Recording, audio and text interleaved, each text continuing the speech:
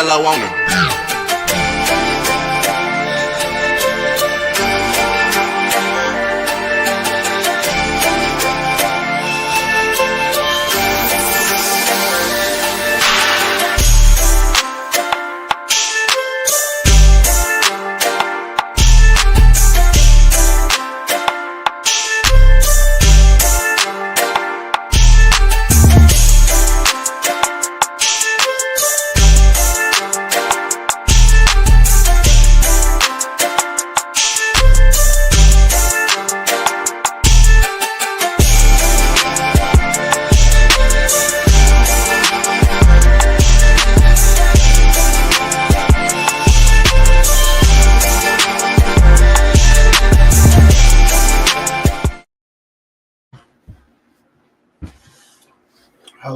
Hello, YouTube. What's up? This is your man Jay Takashi, and I'm here to bring you guys an interview with my man CMCSKI. Yes, sir, Ski. Feel me, correct me if I mess up the name, y'all. Nah, you good. Yeah, and I'm gonna get some background music going. Like I said, we're here to do an interview about this cat over here. We're here, like I said, we're gonna know, what he's about, what he likes, his hobbies, particular things like that, his dislikes, also what type of anime he likes as well. So with that being said, we're gonna get this started, y'all. Let me get the background music going, and we'll start very shortly. Give me 1 second, y'all.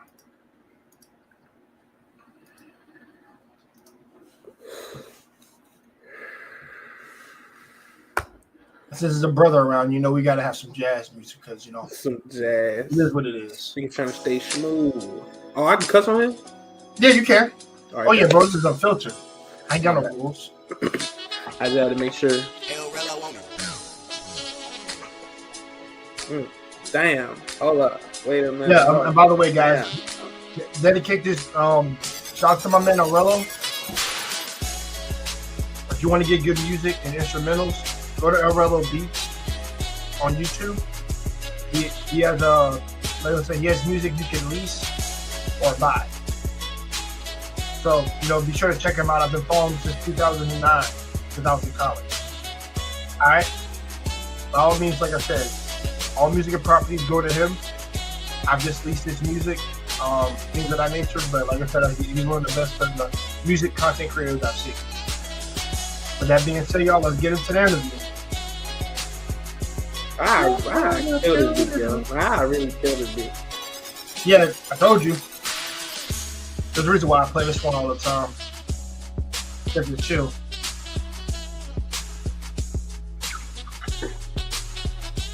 You turn it down a little bit. I want to make sure people can hear you and hear the music a little bit.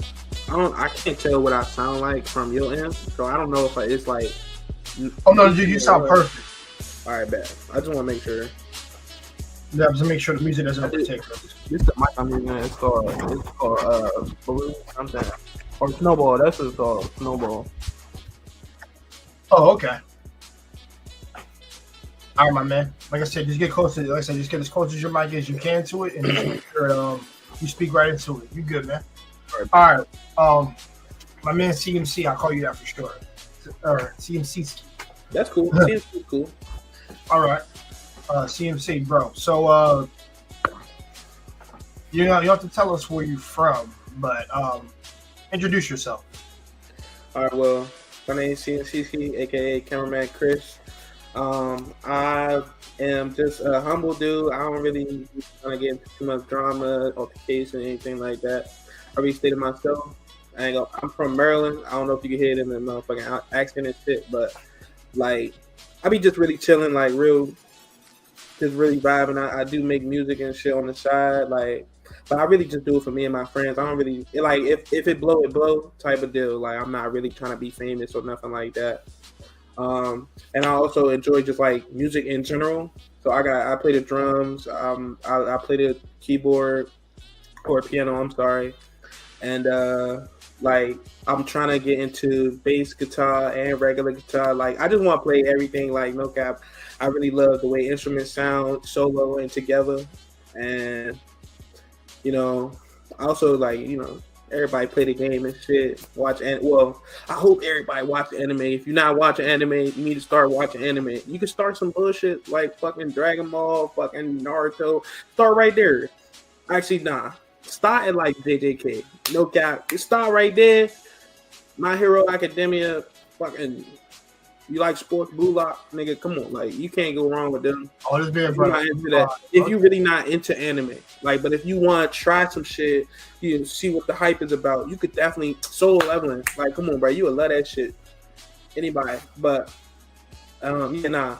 I'm really just a chill dude. Like, I like those are my hobbies. I really can't do no hobbies right now. I just be at work, but you know that's just how life is, bro. All right. Thank you for that introduction, partner. Oh shit. So we get a little bit of what you're into, what you're not into. Okay. Okay. You know what? You give us your likes. Give us your dislikes real quick. How about that? My dislikes for what? Like anything anime or in general? I don't food, art, anything.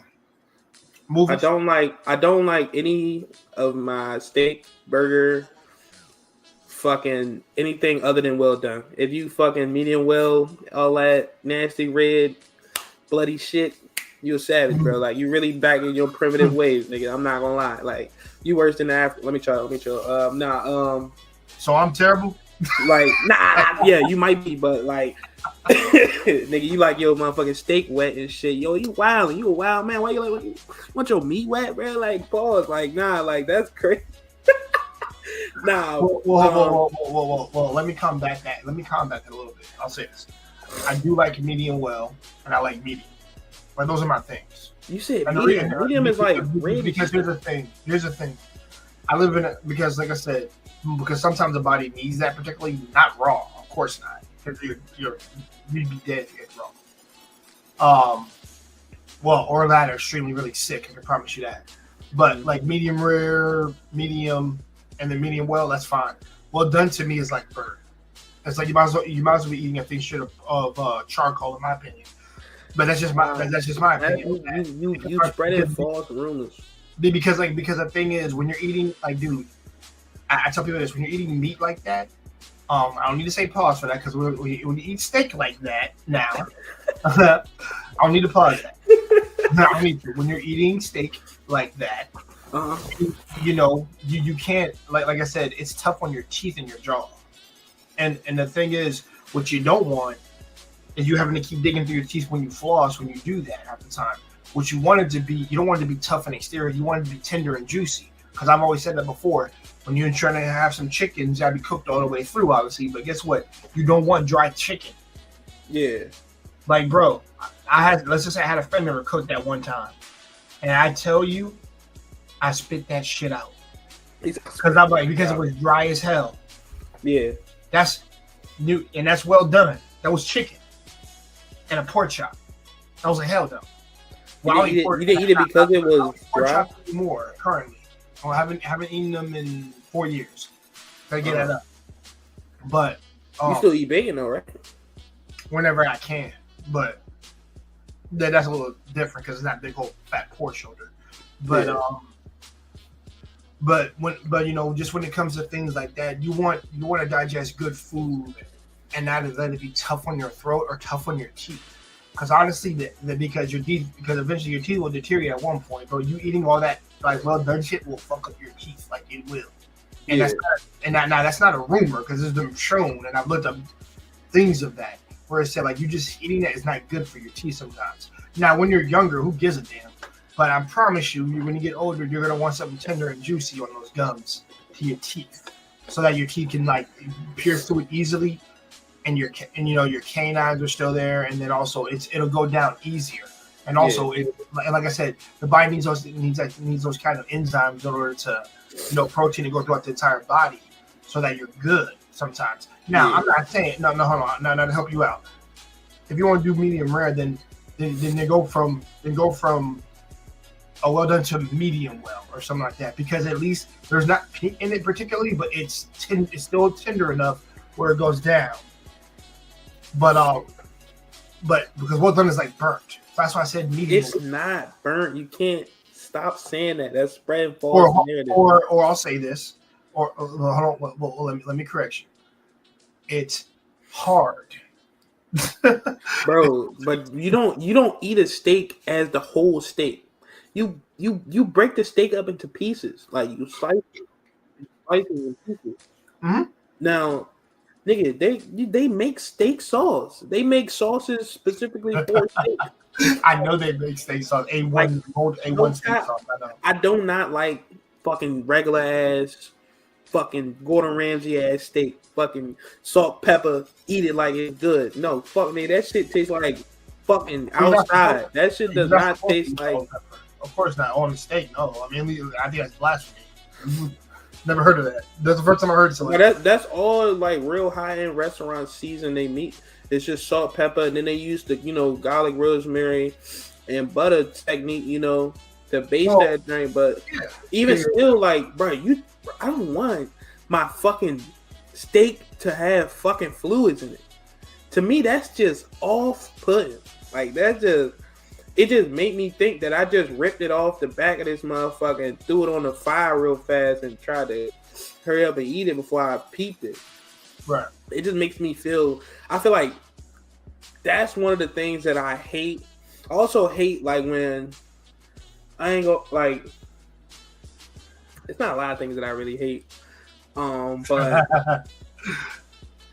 I hate when people try to give relationship advice right after like a breakup or some shit. Like, cause niggas just be yapping. Like, I ain't gonna lie, I don't want to hear that shit. Yeah, you hating on the world or whatever, cause you're not with the person that you thought you was about to be with. Same goes for women, vice versa. Like, don't get me wrong, it's cool to talk about it, but like when you yap about it in like a friend group or something, if you're not really talking to somebody that you could trust in or something, it just feel like you just fucking yapping, like nagging and shit, like you're not really talking about nothing.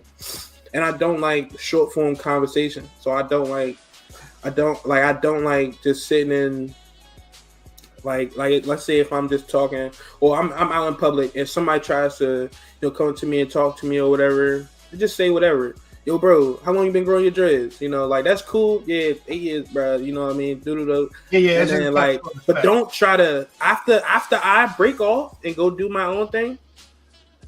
Don't fucking come and try to talk to me 30 seconds later, because I'm gonna shut that shit down. You already missed your op, bro. Like, you feel me? And I'm more of a speak when spoken to type of person anyway. I'm not about to go start up a conversation with you unless I find something interesting that that I've seen or heard you say or something. I won't ever fucking push up like go just talk to a random ass stranger. Excuse me. But nah, like I don't really hate a lot of shit. I really do low key enjoy. I love receiving information. Like some things just fascinate me to the point to where it's like, yo, I gotta go down a fucking rabbit hole to really understand this shit. I get lost in shit like that like all the time. It could be something stupid like the fucking lore of all the Digimon or some shit. Like, like nobody care about the lore of the Digimon for real, but like, hey, I fucking went down that rabbit hole and I found some interesting facts that nobody ever gonna ask me. But still, it's cool to know. And then, like, even real life shit, like, I find it fascinating how, like, people can't be themselves to themselves. You know what I mean? Like, some people really fake to themselves and they make themselves believe that shit. And, like, not even just being fake. It's like, you don't even realize that you are, like, a person. Why are you following somebody else? Because you got your own thoughts in your head.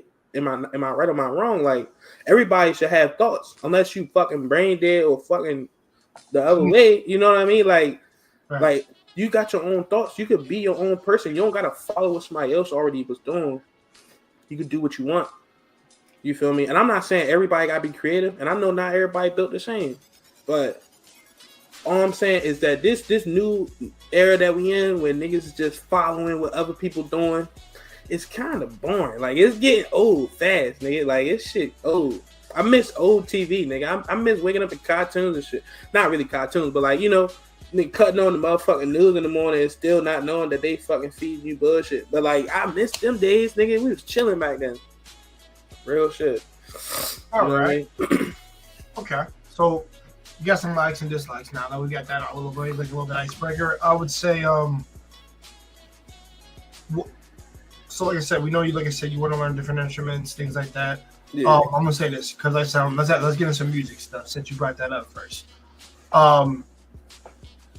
What got you into music personally that you wanted to, you know, play different instruments and things like that? Well, was there motivation for that? Yeah, so my father, like my earliest memories of with my pops, he was always just playing music.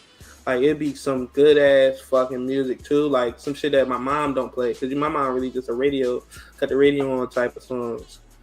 And my dad, he would have fucking CDs and shit. I go with my dad and shit, and he put me on to like Kanye. He put me on to like Outkast, Erykah Badu, Jill Scott. He put me on to all that good ass music. You feel me? And then from there, I found my own love of songs and music that I like. And at an early age, I already like from a little kid, I already knew I wanted to play an instrument. I just didn't know what I wanted to play. And even still, I don't know what I want to like. One thing I just can't like. They all seem cool as shit to me, and it's hard to just pick one. I don't play fucking percussion. I don't play brass. I don't play fucking like I don't play flutes and shit. Like I don't play all of that like in school, but I never did no band. I never did music class. I never fucking learned how to read music. None of that shit. I'm off the ear when it comes to that shit. So I'm not even a pro. I wouldn't even call myself a person who plays instruments. I just be fucking around. You know what I mean? Like, and then as I got older, into my older years, I started realizing that I was like, my mama and them always told me I was an old soul. Like, they're like, you got an old soul. You really like enjoy the older music. Like, bro, I was listening to I told you a little same thing from online that I like older, like I guess like older sisters literally telling me that you got an old like you have an old soul inside of like a young body or some shit like that. I got told the exact same thing because my the thing music that I listened to were all from 90s and 80s and things like that. Rock and roll and R&B, soul, like so there's different ones, but everybody knows my freaking like favorite female artist I think of all time is Whitney Houston.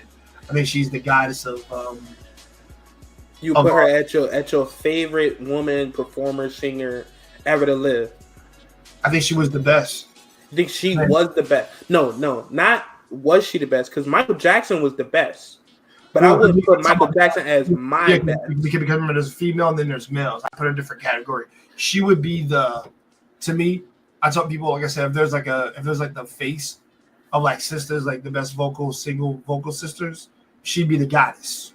Whitney Houston would be the goddess. And then after that, then you get Alicia Keys, Mary J. Blige, you get Keisha Cole, you get, like I said, there's other characters. You get Faith Evans. Yeah. Man, yo, Faith. Fantasia, you get her. So you see what I'm saying? Like that's how I categorize that normally. Because I have a 10, but it's gonna be hard to make. But I know Whitney's number one. I know that for sure. Okay. She's definitely number one. Like no one has a voiceover. I know Beyonce would be in the 10, given her popularity and also her actually singing. I had to put actual singers with actual voices on there, not like things in there. But we made like a female rap list. That'd be even harder for me to make.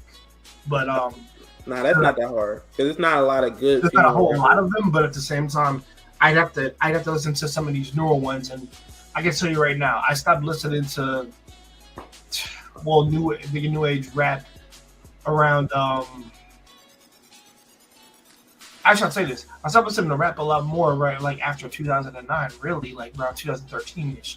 And the reason why that was is because I expanded my horizons. I was always interested in all different types of music. So, for example, I told you So here's the music I grew up with. I'll give you a hint because because this is your interview, but I want to give you a little hint about me. So R&B, hip hop, rap, rock, Christian rock, and metal music. Those are the ones. Pop too. Those are the ones I end up growing up with, listening to as I got older, like around high school. I mean, after high school, then I got into metal music. Yeah. When I was in college. When I was in college, it was metal. It was still rap. There was still rap I was listening to at the time. It was Japanese music, K-pop music, and it was dubstep, chill step, chill step, the drum and bass. Chill step too. Chill step's another one. Trap. Sorry, what was that? Trap mix, trap beat.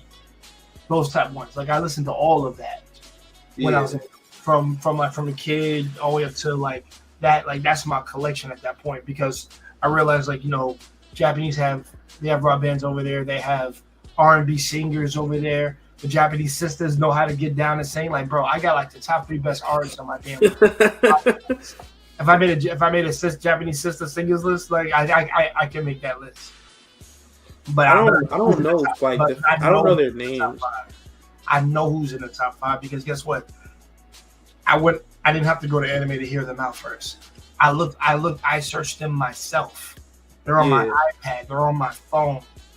It took years to collect that, to hear them out, hear their albums. And just like how I do with America, like a reading artist, I just like we're talking about bodies of work, albums, songs, singles. I gotta count all that when I do that. For you, is it the same thing? Whenever there's an artist that you like a lot, and then you judge them by the body of work. Yeah. Like do you put them in your catalog? Like this is 1, 2, 3, 4, 5, 6, 7, 8, 9, 10, things like that. Do you do stuff like that normally? Like you talking about like a playlist? Yeah, you have like a playlist of. Oh yeah, no, I got playlists on like fucking like 3 or 4 different music apps. Just because it's so many different. Yeah, because you got SoundCloud got shit that people you can't find. Like you can't really find that nowhere else but SoundCloud. So I always try to branch out and listen to shit on there. I got playlists on there. I got BandLab. I use that shit to look for like new people as well. Try to work with people and shit. And then, like some of them just be fire as fuck, but they just unheard of. Right. And Spotify, Apple Music, fucking YouTube Music, whatever you want, whatever music app, except Pandora because I don't fuck with Pandora. But yeah, I don't got Pandora. Like all that shit, I'm subscribed to all of that shit, and I got playlists on all of that shit. I feel like my taste, like it could vary depending on like I guess you could say my mood, but I feel like that's everybody. You don't really listen to music if you're not in the mood, but like I could be listening to fucking some hard heavy metal shit and then fucking get a bad interaction with a customer at work or something and then switch to some fucking regular sad shit or whatever the fuck. Like, it vary from whatever I want to listen to, but I'm cool with all genres of music, even gospel. I grew up on gospel. I'm a Christian too, so I have some good gospel songs too. Don't get me wrong, I'm not Christian. I wasn't even religious until probably 5 years ago. But I just always grew up like around that church space. I wasn't going to church, but I grew up in that space. To where like my family was always talking about it, so it just was always popping, and like I started getting like my sense of like older music from my grandmother, my mother, because they put me on to like Temptations. We was watching the movies together and shit. Like I watched like damn near every biopic that ever fucking walked this earth. Nigga, they need to make a Stevie Wonder biopic now, nigga. Like no cap. And I need a Quincy Jones. Like I need all that. But no, like I get all my like older music taste from them. And then as I once I got to adulthood and shit, I dibble dabbled in the streets a little bit, and it turned me to like that trap type of songs and shit. And then that's when I started rapping. Like I started rapping in high school, but I was on some boom bap Joey Badass shit. And when I got older and shit, like years later, I just made a song, and everybody that was around me was like, bro, you got something, like this shit got fire, like do something else. And I did another song with my bros. They was like, bro, we should keep doing this shit. So I got my phone. We was recording on the phone at first.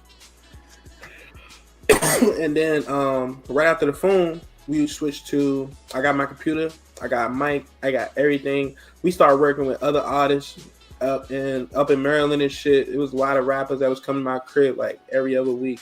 You feel me? We just in the stew, we working and like I said, I really do it for myself because I don't be talking about really much of anything. It's just like some shit that's fun to do, like swimming and shit, just something that I'm just doing. And I started like that, but I listen to so much music that I can't really like give you everything about it that I really love, because it's deeper than just like the songs. It's like the feeling that you get from that shit, I feel you on that, partner.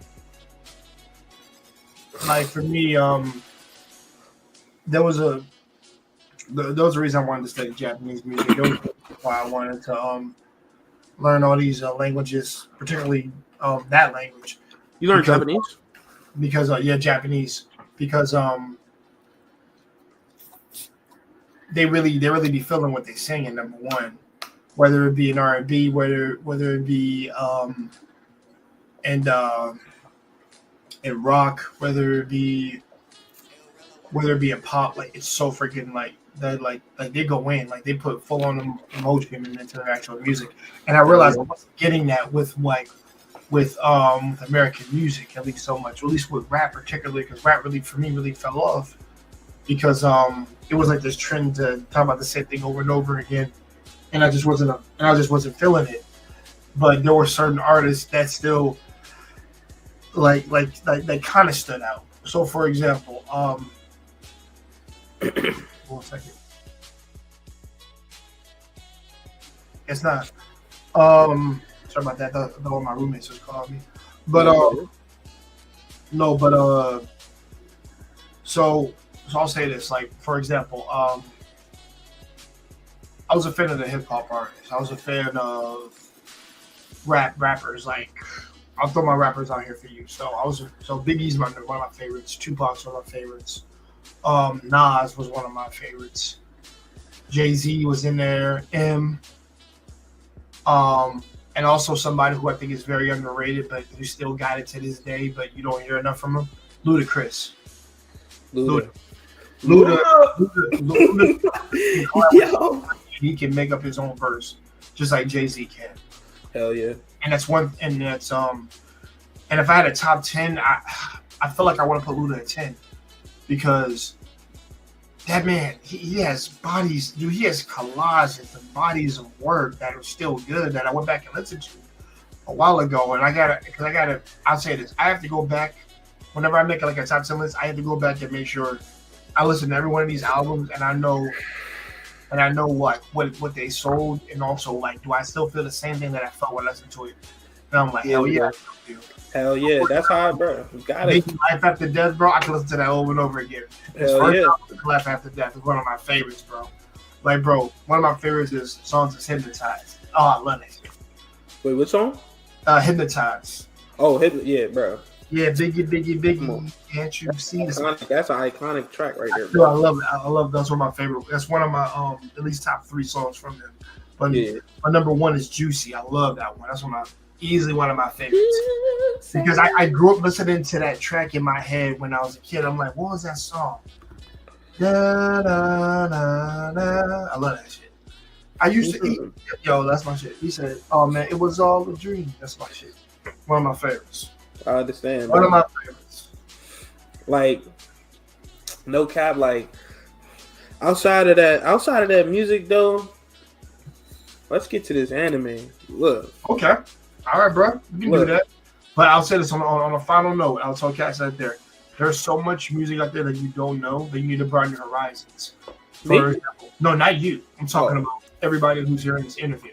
Oh, okay. Like, I did a whole music stream with a certain female, with a certain female interviewer is what I did.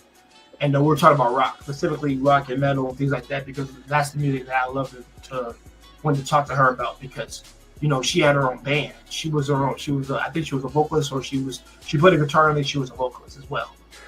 And I tell people, like I said, if you just stay with one genre, you are missing out on a lot. Now, for example, the only the only category I can't get into is country. I gave it a try, and I can't get into it. I felt that. I tried. So, for example, one of my favorite artists, Daughtry, he sings rock and metal. Yeah, he's a great. That Chris Daughtry is one of my favorites. I love the guy. Got a respect for him, but he has a country voice. And I'm saying he could easily go in the country. He could fit well within that. But that man makes metal music, and his voice was like made to sing both genres. Yeah. Listen to both. You hear him like this man got a country voice, almost. I'm like, why is he making country music? That's not what he wants to portray. He wants to go into metal. I mean, not metal. He wants to go into rock. Yeah. And you'll get singers. You'll get other bands like Killswitch Engage, one of my favorites, who has Jesse and my man Howard Jones, who's black, who knows how to do metal, and their songs be fire. Wait, you know somebody that do metal music? Yeah, Killswitch Engage. Look them up, bro. That's one of my favorites, bro. You would love their music. And I've heard of Killswitch. That's what I'm at. Like, you know them personally? No, I don't know them personally. Oh, about to say what? No. Well, no. There's no way, dude. If I knew them personally, bro, I wouldn't even be talking personally. And that's something I keep to myself. Yeah, I wouldn't tell anybody. And as much as the fan of you wants to, like, nah, keep it to yourself, man. That's something I want to me. But nah, I never got a chance to go in one of their concerts, but I've listened to their songs since I was in college, and that should be bumping. It'd be bumping. I love it. I understand. Like check out. I tell people to check. Now I'll recommend them to you. Like, check them out, bro. They got good music. The Signal of Fire. Yeah, the Signal of Fire. Yeah. The Holy Diver, My Curse, My Last Serenade. That's one of my favorites. Dude, My Curse is probably, I think, my favorite. No cap. Yeah, dude. This is My Curse.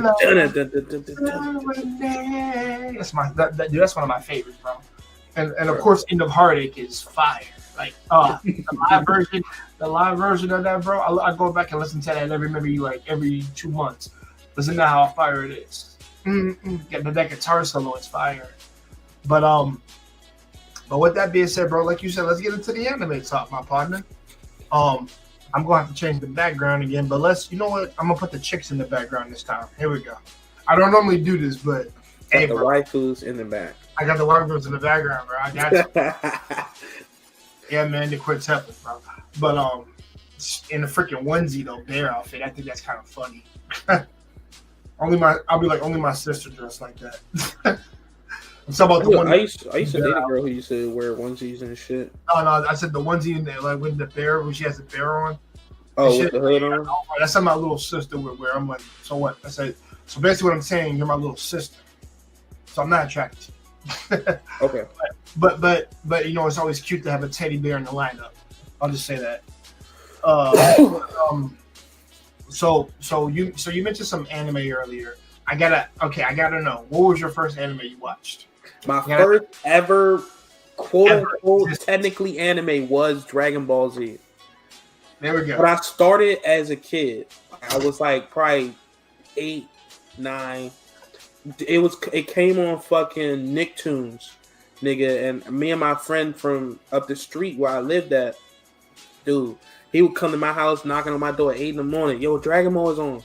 Bet we'd go in my room, we'd go in the room, watch fucking Dragon Ball, go outside and reenact what we just seen. Like, like it'd be that shit. Yeah. got me into anime. And then like you'll see Pokemon, fucking Beyblade, fucking Digimon. Like Digimon was probably the second anime I ever watched. Cause I watched the whole fucking thing. My grandma had VHS of fucking Digimon. You ain't never heard of that. You feel me? Like nigga, I'm really OG. Like I'm VHS era, nigga. You feel me? And I'm here. I was watching Rugrats, bro. I was watching all that shit. But nah. Fucking those was like the first animes I ever watched. Now you want my favorite anime? Yeah. So my favorite anime, it's controversial, but it's One Piece, bro. Not gonna cap, One Piece is fucking fire, bro. It's so fucking fire. That's not controversial. It is for some people because they just don't want to watch it. Trust me, bro. It's not. If you don't want to watch it, read the manga, bro. And I don't even really read manga, but I read One Piece. Like that's the only manga right now that I read. I don't read no other manga. My roommate, this nigga tell me about manga, webtoons all fucking day. He got screenshots upon screenshots of fucking all this shit, and he just be telling me, bruh, stop bullshit. Read this fucking webtoon. Read this, that. I'm like, bruh, I don't got time, bruh. I gotta watch Gotcha and Kuda. I gotta fucking catch up on One Piece. Okay, I'm glad you watch. Listen, I'm glad you're watching Gotcha Kuda, but I want to say that for another stream because I actually want to talk that with you. Because I want that to be for the next podcast we're going to do. We actually are going to talk about that, and I actually want you on that for that since you actually are watching. Okay, thank God you're watching. Like everything, bro. Like I ain't gonna. I be watching dumb shit. But listen, just so we don't spoil anything. All I'm going to say is, I watch it. That's all I'm gonna say. I watch it. So yep. No, you know. Yeah, look. This is how much I'm a fan. Man, he is a fan. You know what my background is? It's my new wife. Fucking, and that's my girl. Fucking Ninja Turtles, bro. I fuck with that. That's a good classic. But hey, I would like I said for One Piece thing. Yeah, that's a good one. But so One Piece, I got into. Unfortunately, I got into it during the 4Kids dub. That shit was trash at the time. But at the same this nigga was watching 4Kids. He's fucking dirty. Dude, that's how I got first introduced to it, and then they put it on Cartoon Network at one point, and then I went back and watched it. But I'm gonna say this: as bad as that dub was, I still fuck with that English opening. Dreaming, don't give it up, dreaming, don't give it up, Goro. That's my shit. Don't give it up, nothing. Like that shit. Hey man, that rap goes hard. I ain't gonna hold you. Hey. Like, dude, I go back and listen to that for guilty pleasure. That's actually a guilty pleasure. I was like, guilty pleasure. Like anything you could know about One Piece, I fucking know. I know every theory about One Piece. I know fucking every episode. I know what happened in every episode. Nah, I can't tell you. Nah, I really can't. I don't know. But all right, partner, you gotta tell me who's your favorite character. Now we gotta do this. Or no. How about no. Okay, I said it. Hold on. Give me your top 5, and then give me your best one. How about that? Okay, so top 5 One Piece characters: Sanji, Kuma, Brook. Okay. Yeah, 2 more. He said Sanji, Kuma, and Brook. Okay, Brook is understandable. I like that. Brook got a lot of love. I like that.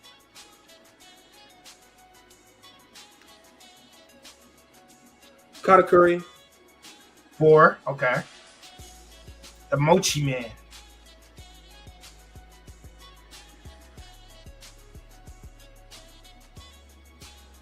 Damn, so many goated moments, man. And probably Luffy. Okay, so all right, so Sanji, Brook, Kuma, Luffy, and Katakuri. Okay. Those are my favorite One Piece characters. Katakuri, my favorite villain of all time, bro. That nigga's clean, Katakuri. Man, that nigga's clean. Yeah, the 1 billion bounty man. Like that's my dude. I want to see him in Gear 5 fight right now. Like that's if I peak. Yeah, that's what I peak. I'm gonna say this: like when I watched the Katakuri Luffy fight, Luffy's getting his ass beat majority of this whole fight. Oh yeah, bro. He get whooped every fight, bro. Yeah. And then the best part of the fight for me, actually, you know what's so funny? That's not even my favorite fight in One Piece. My favorite fight is Luffy versus Rob Lucci. Because like the first one or the new one? Not the new. Well, okay, that new one when I watched it in anime it was fire. I ain't gonna hold you. I ain't gonna hide you. It was pretty fire, but I kind of felt like he didn't get fit to beat him. He could have beat him in fourth or second anymore.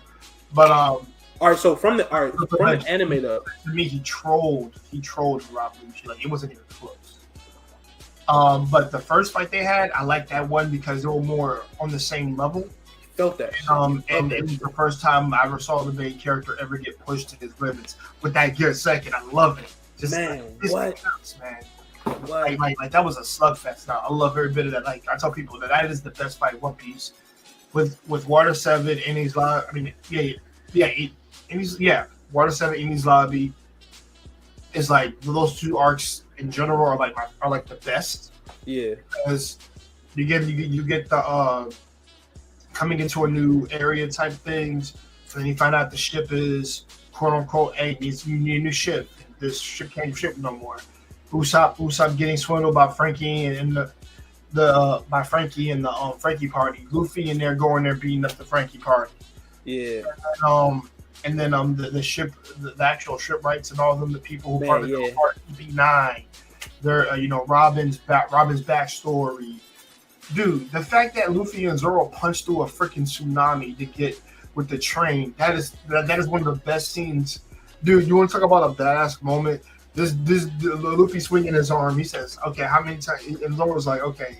He says, "How about 100 or something like that?" And then he does his stance, and then Luffy just starts doing Young Gun Cannon, and then Zoro 100 is pound cannon. I'm like, and they just punch a hole through the freaking tsunami. Bro. That's a different way. They punched a tsunami in that, and made a freaking tunnel with pure physical strength. They both did that before hockey too, nigga. Before hockey too, nigga.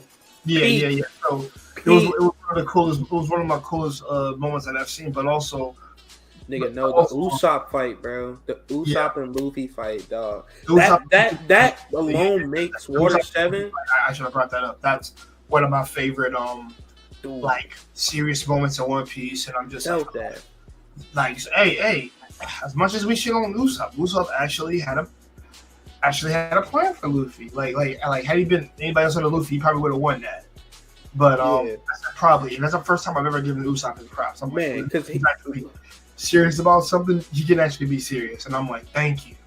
That's all I want from some of these characters. Don't just make them comic relief. Have these motherfuckers be tested. But one of my favorites is when he put the impact down to Luffy's face. That was crazy. And he ate that shit. Like, nah. Oh man, that was crazy, man. Usopp was like, that was his redeeming moment. Because before that, I ain't gonna lie, Usopp was like dead weight, bro. When I was first watching it, I was like, this nigga is trash, bro. Like, he funny, but that's it. He just comic relief. And then he got real serious, and I'm like, why the fuck is he so serious? Then it was like you get like the emotion from it. I'm leaving the crew. Then you can fucking, and then when he slammed that nigga in the fucking, when Zoro slammed that nigga in the boat. Oh no, it was Sanji. He kicked that nigga. They kicked him. Oh yeah, Sanji kicked Luffy, and then he said like, be careful with the words you're gonna say, but even you shouldn't still be doing that. But even then, I do go by what everybody says. Like, dude, if you should not be putting your hands on the captain, you should. That's disrespectful. You should not be doing that. No one can lay hands on the captain. You're not supposed to do that. But this nigga was injured. Sanji did, but even then, like I said, even then, I tell people like those don't think about that and about pirates in One Piece is a little different. That they do have certain rules that they do follow and don't follow. Yeah, like Blackbeard backstabbing his own crew, so you get the fruit and then leaving and things like that, trying to start his own crew. So the Iron Rule and things like that. But when it comes to the fights in One Piece, I do say, I think, and I might get people triggered, but I don't care because I'm being realistic. Because even though I enjoy the series, I have no problem pointing out its faults. I think the weaker aspects is its fights, but because at the same time, because I tell people there's a lot of goofy shit that goes on in between them, which takes away from the seriousness of me. And for me, what I need is like that Bleach or DBZ type level thing where like they take things seriously. So for example, Luffy versus Lucci, I did say is the best Luffy fight that I've seen. Yeah. And I've seen all the other ones. But you know why it's my favorite? Because Luffy went base to gear second to gear third, and then it was an all-out serious fight. There was no jokes involved in it. Like nothing was silly. It was all serious, and I love that because I tell people when shit gets serious, it needs to be serious. And then when things are not serious, you can make jokes and comedy. I think that's fine. You know him being silly and things of that nature, but no, this is serious. Luffy's trying to beat this motherfucker because if he does, he'll go after his crew and rob it. That's why I like how serious he was taking that. And not to mention, he was pushing himself, bro.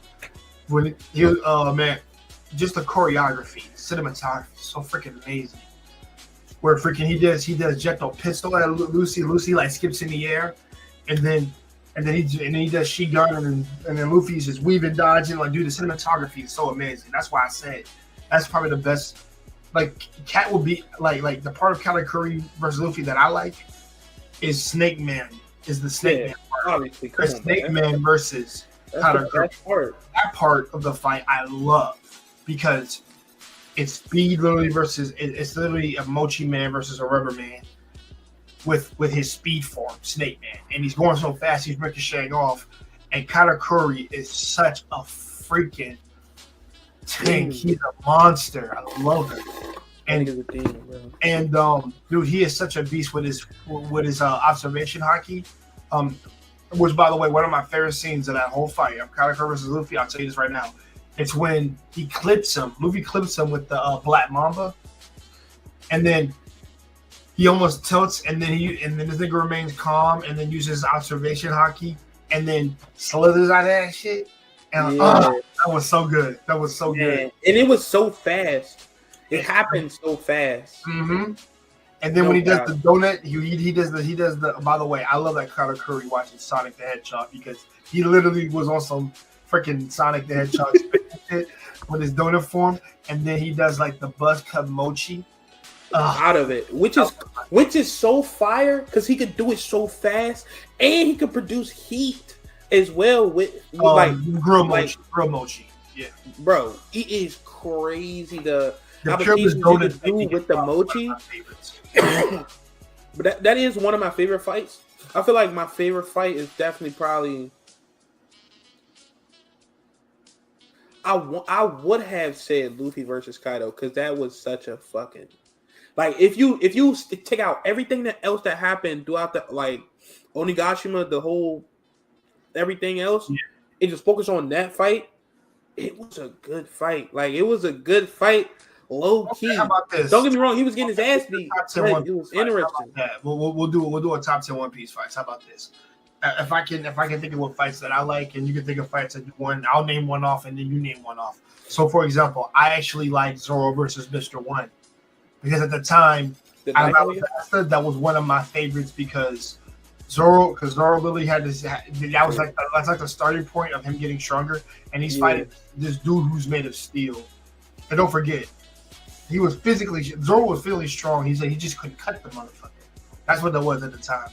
And I'm like, dude, and plus with that old animation style, they managed to make that look entertaining to me. I'm like, dude, this is yeah. The girl's like slashing with all three swords, and this dude's like trying to block it with his arms. I love that. So that's one of my favorites. You could name that's one. That's your favorite, or just one of? I mean, it's one of my top 10 fights. All right, well, I'll probably say obviously Zoro versus King. Man, that one's in my. That one's in my. I just remember watching that. That animation was fire, bro. Like when he says, "I'll become the king of hell." That was one of the moments where I was like, "All right, Zoro low key just leveled the fuck up when he got Emma." I wanted him to keep Shisui so bad, bad. I wanted him to keep one of the questions we coming in time skip was how strong Zoro was. And remember, I don't know if you watch. I don't know if you were watching on YouTube some of the channels that talked about this, particularly because I was here and there with it. Yeah. But one thing I did agree with everybody was like Zoro hasn't even been challenged yet. I'm talking about this is before Wano and before Dressrosa, but mostly. But I know I think it was after Dressrosa at the time because I'm like, dude, there's still nobody giving him a challenge right now.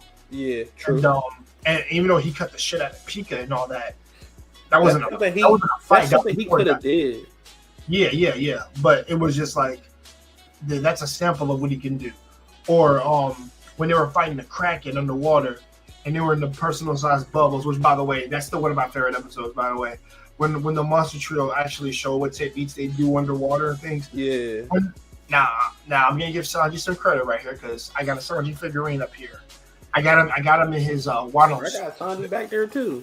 Hold on. I have him in his Hold on. So you can see I have a Zoro one up there, and I have Sanji's right next to after Zoro. I have him, but hold on. Let me bring him down. Hold on, y'all. Give me a second.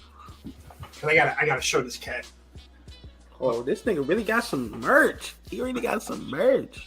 I see Zoro. I don't see Sanji. Oh, I see him now. Oh, let me go. Here we go. I've got it right here. Here we go, bro. Right here. Sanji. The cigarette part fell down. God damn it. But here we go. Here we go. Yeah, dude, I got him in this Wano outfit. So yeah, you see what I'm talking about. So yeah. I got the same one. So this is him with the blue flame. You can see that right there. Yeah, I got the same one. Yeah, bro. This was $200 for this. You paid $200 for that? Yeah, bro. If you want quality, hear me. Look, if you want quality and Sanji, look, get it. You gotta get quality for this because I'm all about quality and everything. And even though the suit and everything and all this looks really really good. So yeah, bro. But oh yeah, and I think another. So I'm gonna throw a Sanji fight in there too. So I'm gonna say Sanji versus Queen is one of my favorites too. I like that. I like Sanji versus Queen. This is more like a toy. Yeah, that one's more like a toy, but this is more like actual figurine and things. And the thing is, and the reason why I get these ones because I like quality a lot, and I kind of like want them a little bit bigger, personally, in my opinion. But hey, man, but I get all my merch off of FNCstore.com. FNC store? Yeah, so guess what? You could choose to buy it in installments. Every month you pay 50 or something like that, and you can get it. And like I said, they're reasonable prices for most of them. Okay. And dude, the only thing I paid the most for was my Berserk my Berserk figurine of Katsu. Yeah, here she is right here. She's right there. Her? Yeah. She's the first statue you see right here. Okay. That's one. That's Casca. That's one for scale though. That's a big one. Yeah, goddamn. That was $700. I bought that in installments. So 100. Yeah. But this is a long time ago. Okay. Yeah, I don't mean like 2010. I'm talking about like 2018, something like that. Somewhere around there. Yeah. Okay. And when I finally got that motherfucker, I'm like, bro, that thing is big. That's why I can't get rid of the box. I got to keep that in case I move again. But hopefully when I move, I'm getting rid of the box. I'm just staying there permanently, not moving. Yeah. But because I like ruining my shit. Like I'm staying there for a long time. That's the point. But hold on, let me put this back real quick. But yeah, Sanji versus Queen animation wise, I like it. It's really really good. Him combining him getting the combining ornament hockey with his Diablo Jumbo and making instead of red flames we get blue flames.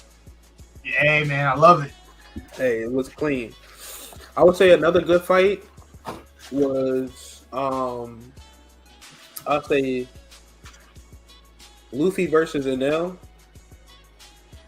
Luffy versus Enel was a good one. Yeah, I really did enjoy that fight. Like, I liked how fucked up it made Enel when he There we go, bro. In the dark. Yep, this is the LED one that I bought. So yeah, so you know, Sanji with blue flames, bro. That shit is hard. Yeah, I had to buy the LED for that one.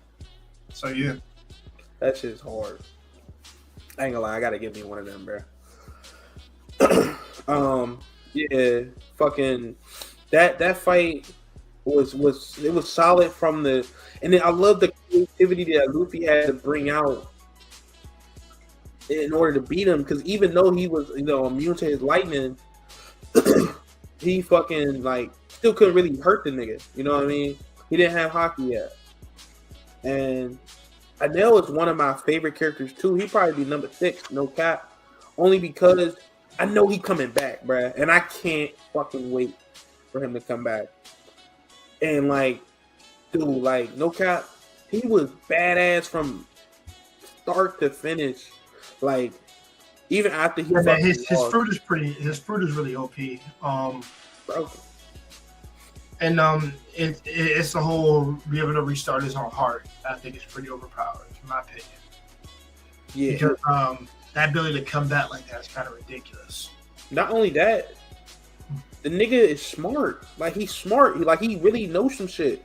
Because not every regular person know that if you superheat gold, it'll fucking go back to it. It'll melt and it will hold shape within seconds. Right. You feel me? Like, which is like, like you really got to know some shit to really understand what he just did right there.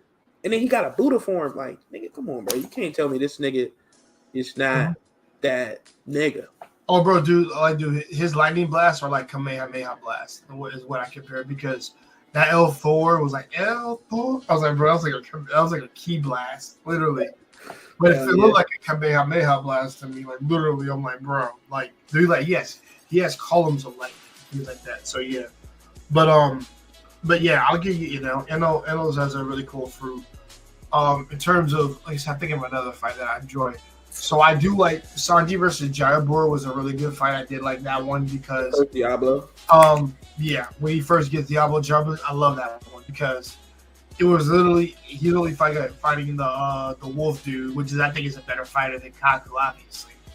But Kaku's still stronger, but it's just like Jayabor knows how to work his wolf fruit, and this dude doing wolf, what was that? Wolf Kami type freaking Wolfang fist, nigga. Wolfang fist. Like Sanji went in. Sanji was doing all types of kicks, and I freaking love it. Like, the choreography was good. Him being able to like really think on his feet and really show his speed, I love that. When he does a Lupus 4 against Sanji, that was pretty cool. He was on run cut, and it was like Lupus 4 in the air with Geppo. Yeah, that was pretty cool. That's what I'm saying. Like, he like I said, I think he is a little bit of a smarter fighter than Zoro. Just a little bit, not a whole lot, but I think he's a little bit smarter, not a whole lot, because I'm not gonna chill on Sanji, but I'm not gonna also chill on Zoro. I'm not gonna do that either. But yeah, when he did the whole flame kick and started spinning around and things like that, and I was like, and then you see the new technique, I was like, okay, that's pretty fucking dope. And he just kicked that motherfucker, and he's like, I'm burnt. I'm like, man, dude. and the whole animation made it look so much more crispy. Yeah, because like, dude. So when he lit up, you notice that his suit went from being like black to like purple. Did you notice that? Yeah, that was pretty cool. Man, I just like he was wearing a purple suit for a second. I'm like, am I colorblind, bro? Nah, that's that heat. Yeah. So so I like that one. I like that one a lot. I can go back and rewatch that entire one. I would say another good fight. Like, it's controversial, but I like the whole battle with Sanji and Zoro versus the Foxy Pirates and shit. Oh, dude.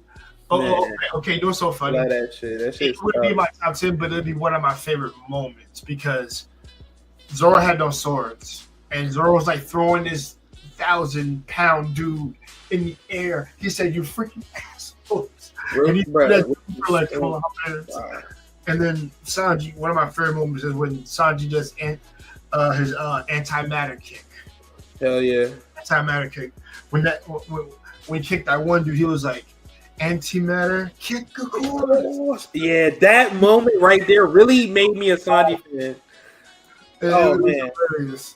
That was like, oh yeah, Sanji my favorite character. Like, fuck all the he love women shit. Everybody love women. You feel me? Fucking nigga, that move right there was like, you seen it fucking impact, poof, like come off that nigga after the kick that land. It was like literally like a shockwave went through the body or something like that. Yeah, that shit was like, we ain't never seen him do that kick again.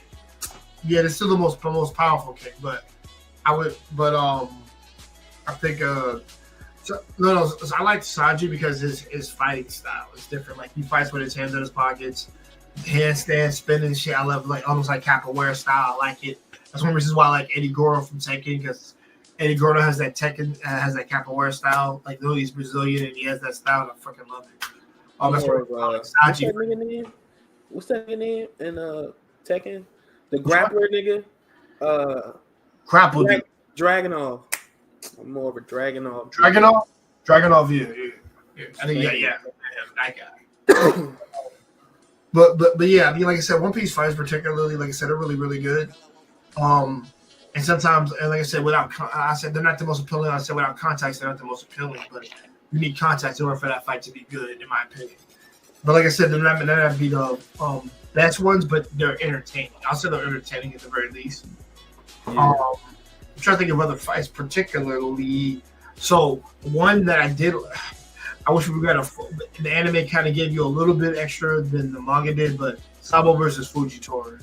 That was, bro, because one of my because the anime actually gives you a few more scenes than what the manga gave you, and there's literally a scene where Sabo like charges up his heat, literally, and then freaking Fujitora does like a freaking air gravity slash. And then Sabo's literally holding back his. Remember, he just got the Bear fruit. Just got his fruit. Got the fruit. So he's not a master at it yet. Yeah. And then you're seeing him clash with Fujitora. And I'm like, okay, dude. Sabo, you just came back hotter than ever. Pause when I say that. Like, actually badass. I was like, bro. Because it was because remember, he can only move now to be fair to Sabo, he just got the fruit. And he had to actually think about being in his Logia state whenever he was getting crushed by gravity, because only way you can move around is if you're a Logia, that type of a particular type of Logia. Because you had to be like either Smoker, and any of those other ones that can move around in like gravity like that when they're in their elemental forms like that. Aokiji couldn't do that because ice is solid. Yeah, maybe it kind of was magma, but I don't know. Crushing magma, I don't know if you have a gravity. I got to see that. But with Sabo, how they animated it and everything, it was really really cool because he literally does like a fire blaze kick from Pokemon, like literally doing a blaze kick to this nigga, and he like with his sword, and it's like gravity. The gravity is crushing the buildings around them, and the fire is spreading. Yeah, like all these fallen Marines gotta jump and dodge. And I'm like, dude, it's it's such an awesome scene.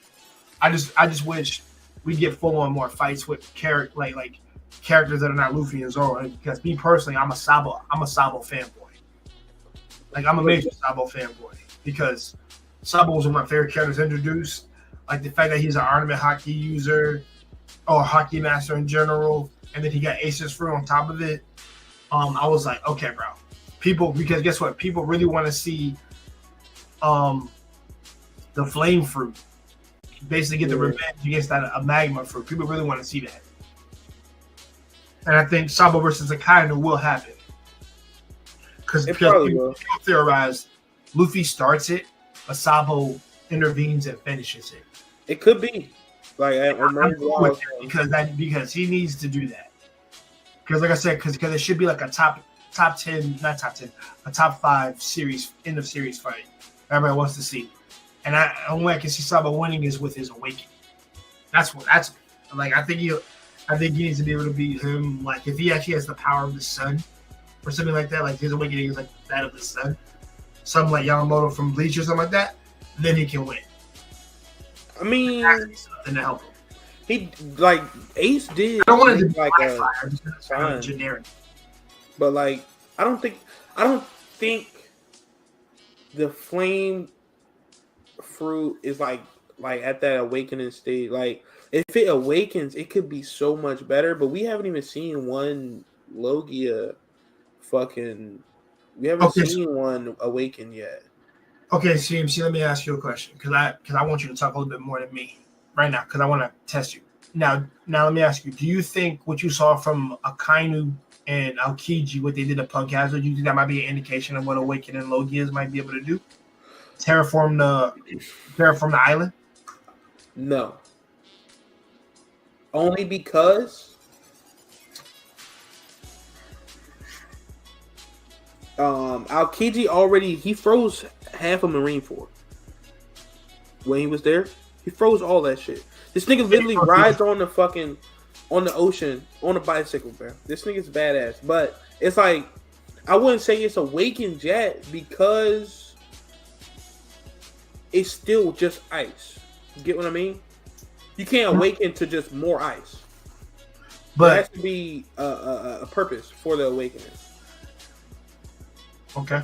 And the thing is, the reason why I'm asking is because I want to know your thoughts on it personally. Because before I make any before I make any like statements, I want to say this because it seems like awakening is just more of.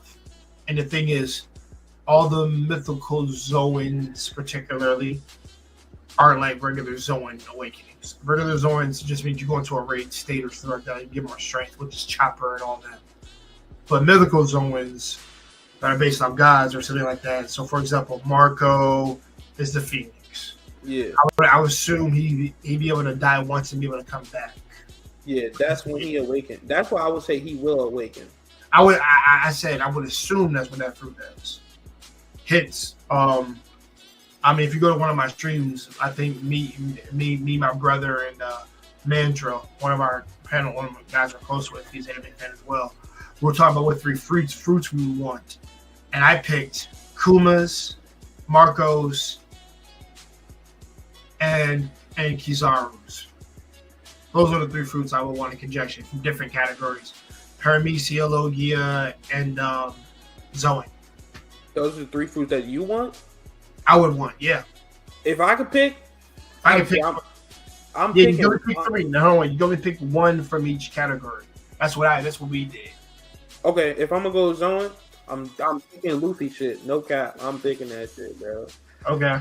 Like, I have dreams about that shit. That shit's legendary, bro. I will fucking control, like, and then I want Whitebeard shit. You want the Quake fruit. Okay. Yeah, bro, I'm fucking shit up with the Quake. And then if I can have some shit that I go through me and Logia, nigga, I'll probably pick. I ain't gonna lie, I'll probably pick Magellan shit. The fucking poison. Nigga, what? Come on, bro. Okay, but that's one of the fights that was fire too, though. Okay. I want to say one thing. That's an OP fruit, in my opinion. But let me say something. You cannot eat your own poison, otherwise you're gonna be in a damn toilet all day. Yeah. Ain't nothing wrong with taking this shit. All right, come on, bro. I'll be shitting during battle, bro. I'm dropping deuces. Bow, bow, bow. Wow. Hey, you tripping? That's a busted ass fruit, and the fact that 3 times get Luffy fall. No, it is, but it does have its drawbacks. If you didn't have the poison fruit, yeah, you would actually be dead if you got hit by their own poison. But it does hinder you if you decide to eat it and then make a gas and things like that. But yeah, you're gonna be So, but you don't have to eat it. It's not like it's like mandatory to eat it to make you like. Well, no, that's what Magellan did, though. But I mean, that's what he did. But like, it's not like I'm not saying he enjoyed doing it, but he did it. And also, I want to say this: his powers were tailored to a place where there was no escape. Let's keep it real. It was an enclosed area, literally. Yeah. Like Impel Down was made for its abilities. Well, let's keep it real. If it's out in the broad day open, I don't think he can do the same thing over. I'm not saying it's weaker, but like that tear gas, that wouldn't work because you're in bare air. Number 1. 2, you spinning it, that's not gonna. I mean, you have to get lucky to hit the bastard in midair. But when you're confined in the area, you can easily hit the bastard. Yeah, or you're more likely to hit him. But just touching him fucking up though. If his poison he has like 2 different poisons in my opinion. Because it's corrosive, but that demon thing that he did, I don't know if that's an awakening or not, but that's some corrosive poison. I agree. Okay, so you want white poison, quake, and rubber. Hell yeah, bro. Okay, interesting. I'm going crazy on everybody. The reason why I picked Marco is one, I never like being in pain or something. One, I love that. I've always wanted Wolverine's regenerating healing factor, so that's why I got Marco's fruit, because I can regenerate from all attacks, and besides I'm partial loading it as a Phoenix. Now he has no offensive capabilities of his own, but he's good for one thing: healing and flying into a Phoenix. Now I remedied that problem by adding Kuma and Kizaru's fruit. Because I can create one, I can create air palm shockwaves, number one. And two, I can create like almost spirit bomb level destruction. And now I have laser beams coming out of my mouth with Kizaru's devil fruit. And I can make clones. Thanks to his fruit too as well. I can move at the speed of light. No one can touch me. That's why I love Kizaru's fruit. Sorry, bro. That's still my favorite fruit to this day, bro.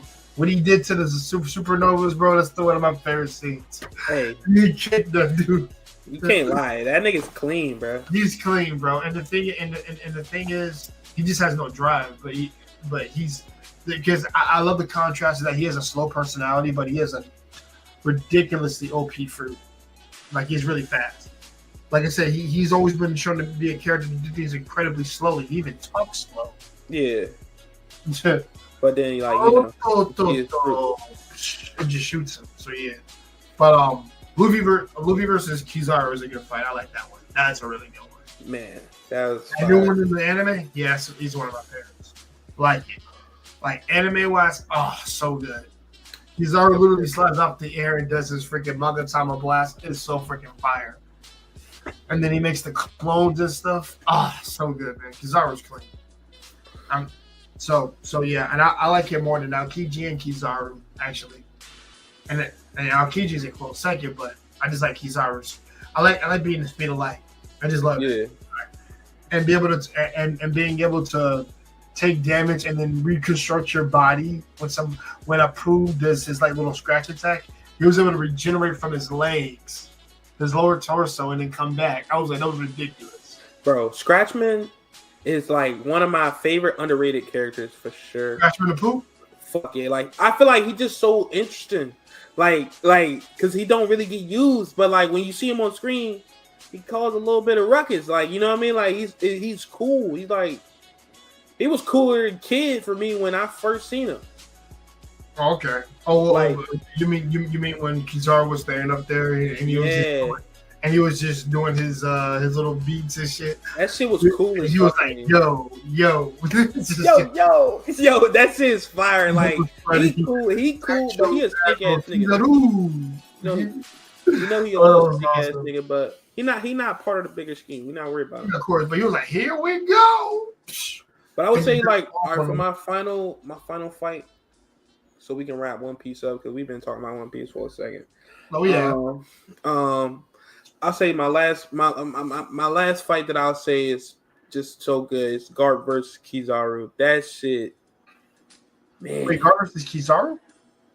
Oh, I mean, Aokiji. I'm sorry. Yeah, Aokiji. Aokiji must say Kizaru. What was this? So that's like that's the first time we really seen Garp go like quote unquote all out. You know, outside of recent manga transactions. If you know. Right. But like Garp versus Aokiji was such a well choreographed and animated fight. And even in the manga, it was fucking like, oh my god! Like I was just like reading it when I first seen it, and Garp pulled up and did the fucking Galaxy Impact. I was like, dog, this shit is crazy. And then I seen it animated. I was like, yo, what am I watching? Like, this is One Piece, bro. I remember Luffy versus Bluno. That was the first moment where I was like, nigga, One Piece is the best. When I seen that, I said that instantly. When I seen Gear Second for the first time. Luffy versus Bluno might be top 5 actually. Oh my god, it was such a great fight too because it just really like it had my heart bumping. Like I seen Luffy hit that shit and then just Gear Second and just wrecked him. Dude, actually, that was the start of me when I was out of high school. Because they weren't in his lobby at the time. I graduated in 2009. And seeing Luffy literally do Kaioken, his own version of Kaioken, which is Gear Second, I was like, okay, he finally got his Goku power up finally. Because Gear Second is basically Kaioken.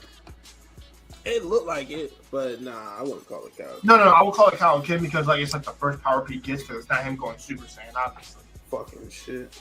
But I mean, I equate it to that because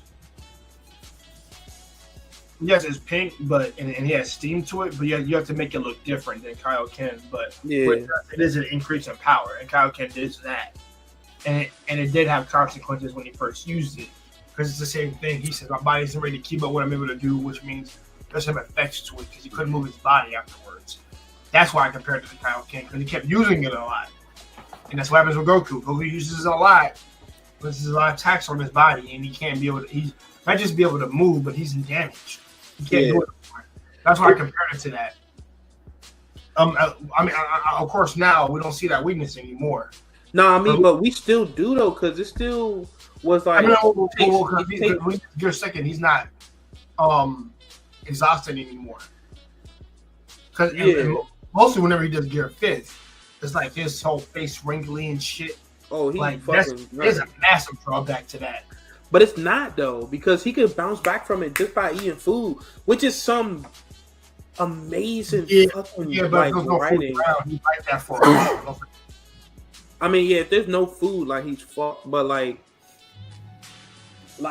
the fact that he can literally go back into that state immediately just after eating like some bullshit ass shit and still fight full power is insane. That's why he's my like top 5, because it's just Luffy. I love his fucking energy, bro. Like he give off real positive vibes, and then when it gets serious, and you feel the weight. I love the fucking the voice actor for JP and English. I don't care.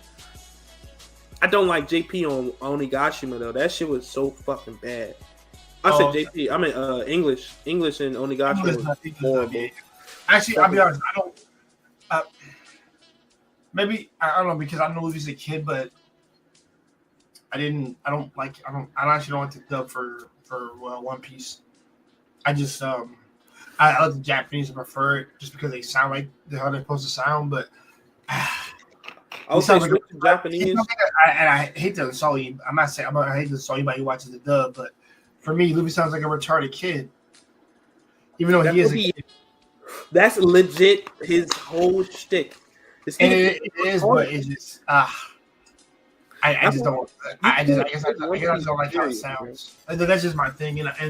And guys, I am or was a sub elitist, but recently I've been watching some dubs recently, so I can't say I can't say that now. But certain ones I'm watching with dubs, particularly not all of them, but like 2 series in general. But yeah, but One Piece to me, like I said, it has its highs and its lows, and then it has its own flaws, but I still enjoy the series. Like I said, I started it. I'm waiting for it to end. Things of that nature. This will be the only other series I do this with. I can't watch another series this goddamn long. I don't like them. I don't like series like this long, ever, because it's ridiculous for it to be this long in general. That's why the remaster is going to be even better. I'm not watching a remastered version. I'm good, bro. No, the remaster is going to be fire. Oh, I'm good. Okay. What other anime would you like to bring up to my attention? It can't be Gachakuda, because we're saving that for 2 weeks from now, because I want to talk, because I actually want to talk about that with you thoroughly, because you're the only person I think I know who watches that besides me.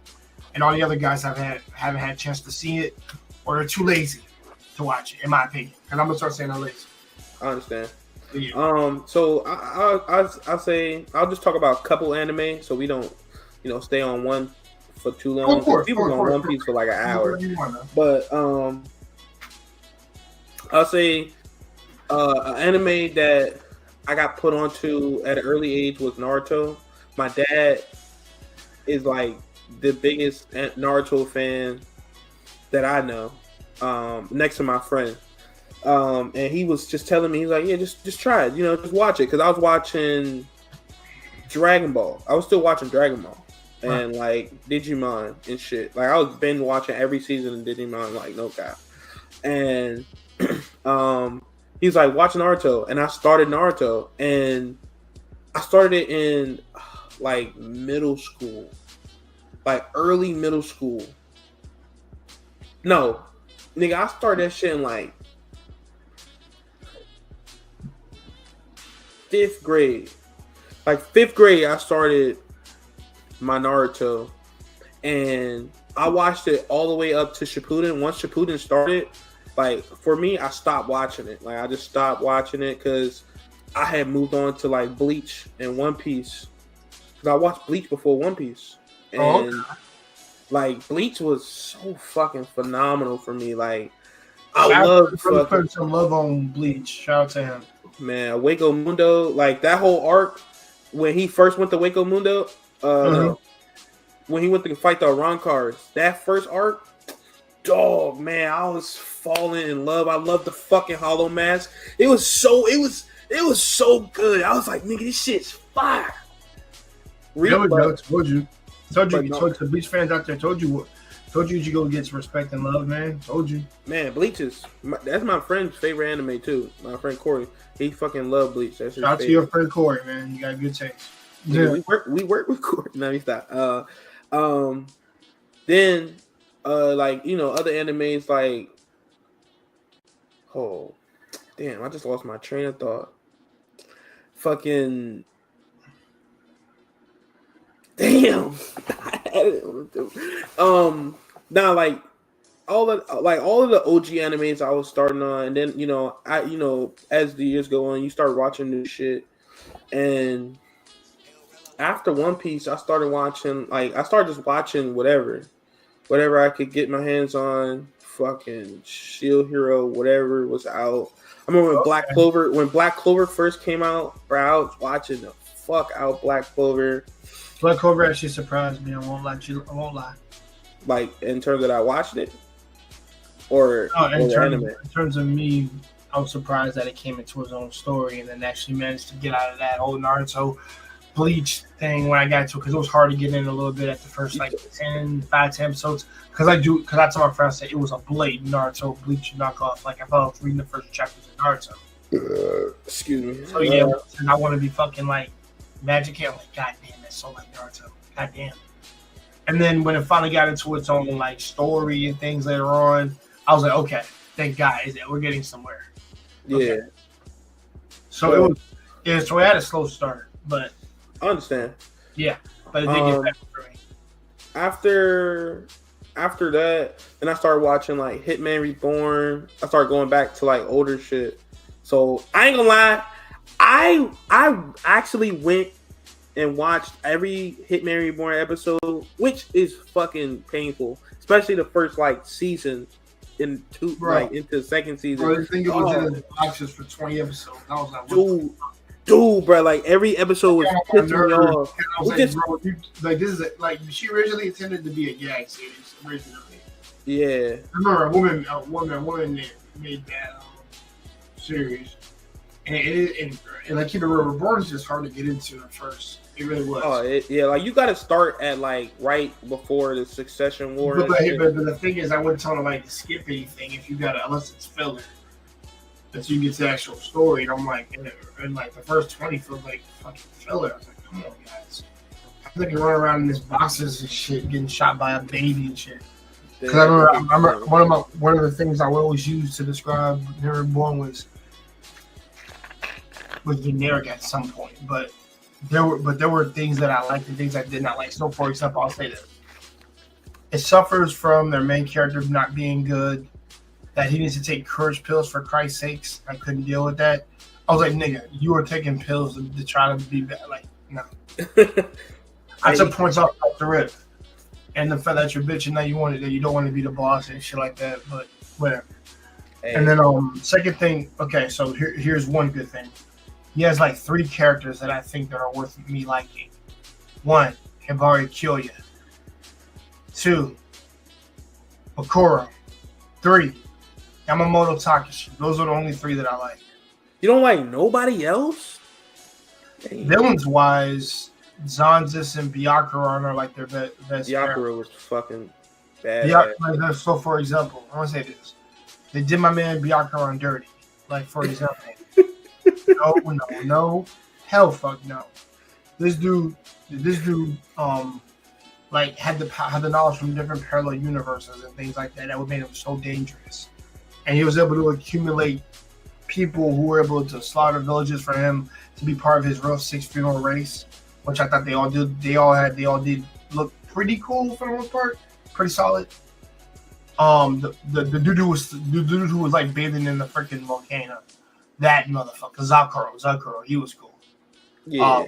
But because these dudes literally whispering, singing the song and shit. I was like, okay, this dude's crazy. So, I was like, okay, but the web. So for example, I said those three, and then I say Zanzis and then Byakuya. After that is pretty much it. Yeah. And then the weapons. I think the power system was pretty good. I think the power system was pretty good when it came to like box weapons, coating your weapon in a desperation flames. That's pretty cool. Yeah. Abilities is like probably the best out of all of them. What else? No, it was pretty much that. The weapon, like I said, the weapons are pretty cool. Things of that nature. Like that's all I had going for it. It's just that their main character, he's a bitch. I think the pacing got a little slow once they did the back skip. Like once it got to the going back in time, going in the future and shit, it got slow. It got slow. It's starting to get redundant for me when they started doing that. But I did end up finishing it, things of that anime wise. I know the manga. Yeah, I didn't read the manga. I'm not gonna lie, I didn't read the manga. Yeah, the new family comes in battle them, but it's not from the future. It's called somebody else. Oh, yeah. Yeah. Well, so everybody gets an upgrade to their Gongola rings and boxes and shit. So it's an upgrade. But if they redo that anime, I'll watch it. But I can't sit through it again.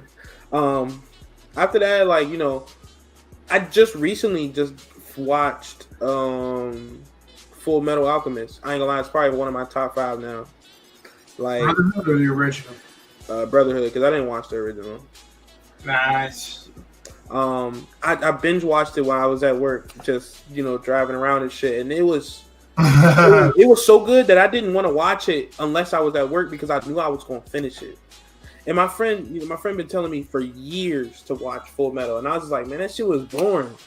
That shit was boring as fuck. Like I think I can give you like animes that I just won't watch. I won't watch Terraformers. I won't watch. I actually watched that. I won't watch Death Note. I won't watch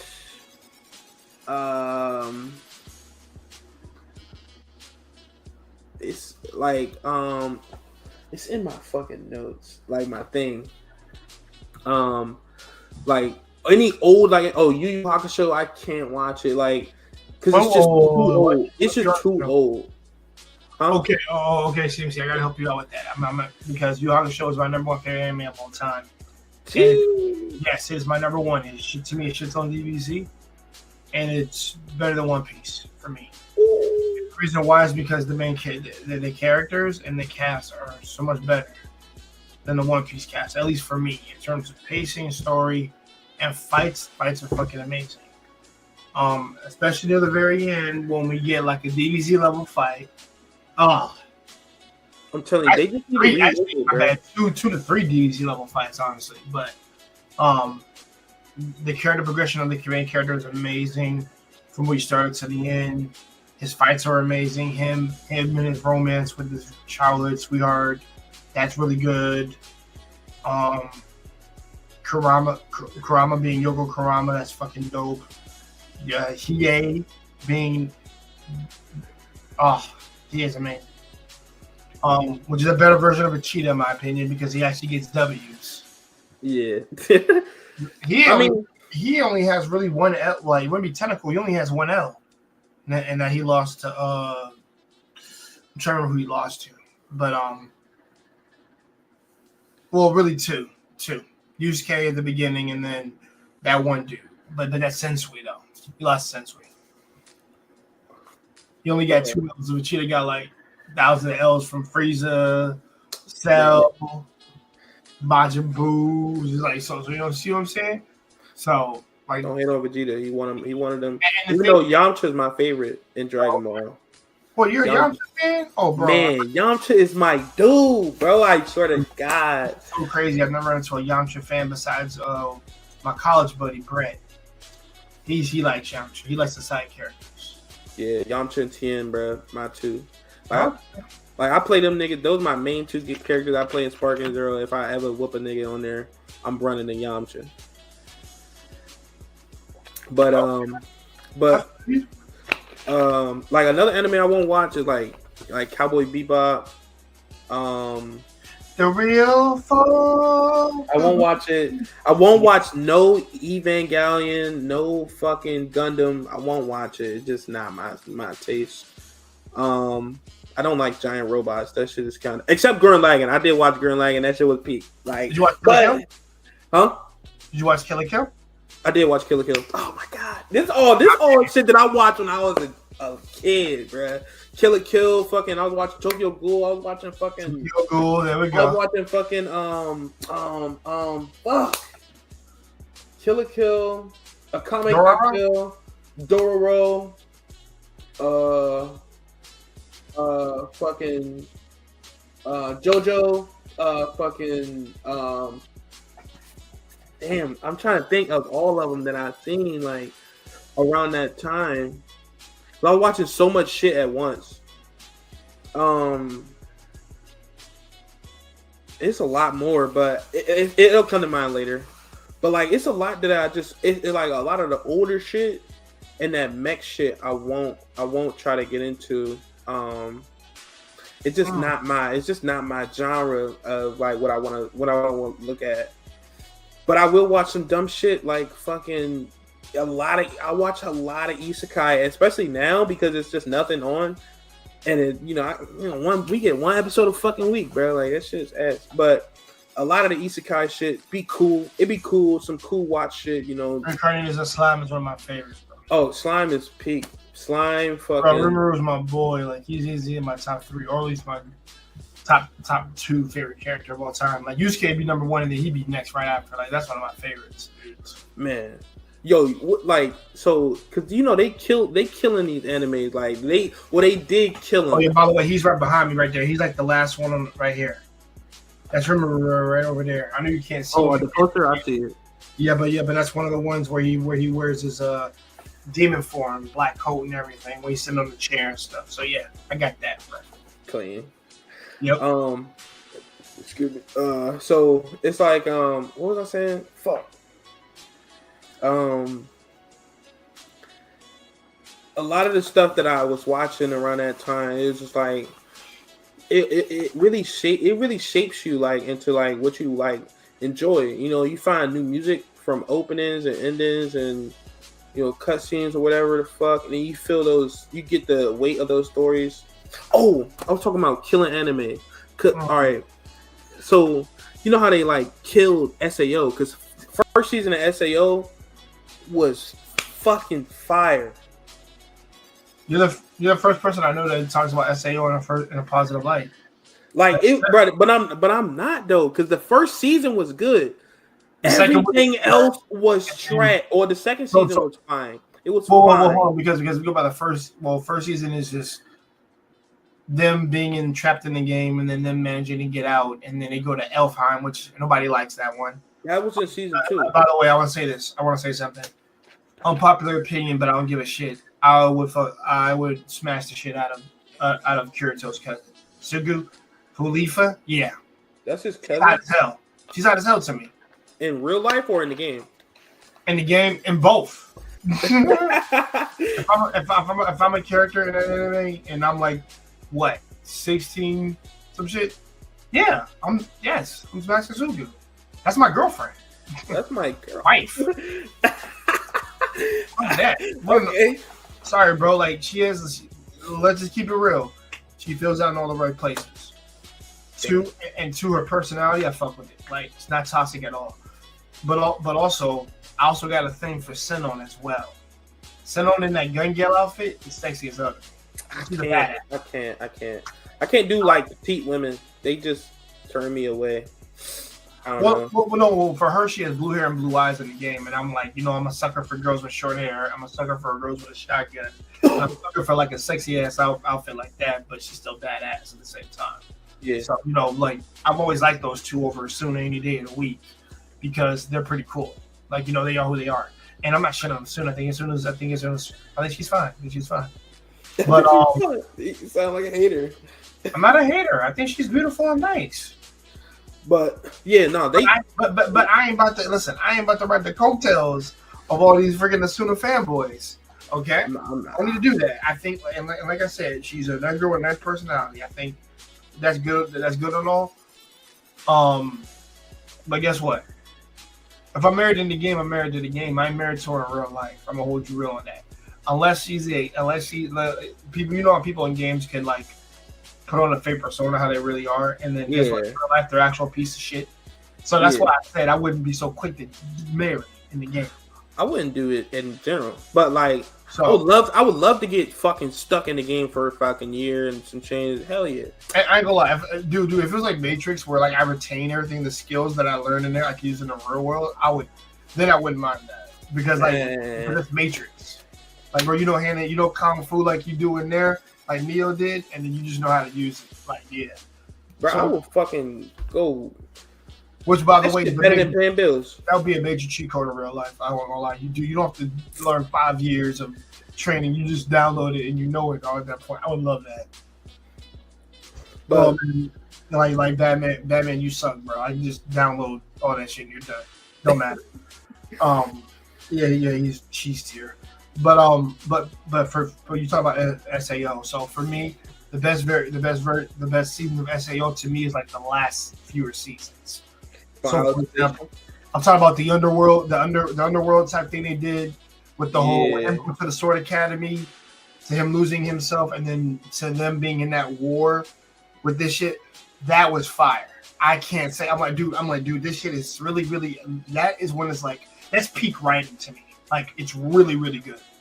Like the studio know what they were doing. Who had their hands on it knew what the hell they were doing. The writers knew what the hell they were doing when they created it. Cinematography is literally on some freaking war literally on some freaking like almost Fallout Battlefield type shit. And getting tongue-tied there, apologize guys. And you literally have the main character. We have him out of commission where like his females just come in and actually battle, like Alice, his main waifu chick, his cousin, his gun girl chick. Like they're all freaking like battling against like with his allies against like these dudes from their past, and I freaking love that. Like it was amazing. Now the ending, judge it however you will, it's whatever to me. I don't really care about that. I just think it's personally peak writing at its best. Like that's the best part of SEO for me is that war they did from that Sword Art Academy to the war. It was shit perfect. I got nothing bad to say about it. Do you watch like any anime that's like not like peak like at the top of the food chain of like anime but you find is better than a lot of mainstream? Okay, so for me, so if you it's good that you asked me that question. I uplift the underrated anime like Trinity 7, like Campione, like freaking Grisaya. Grisaya is one of the if you watch some of our previous podcasts, we actually bring up those series a lot. I talk about it. Like I said, I praise Campione for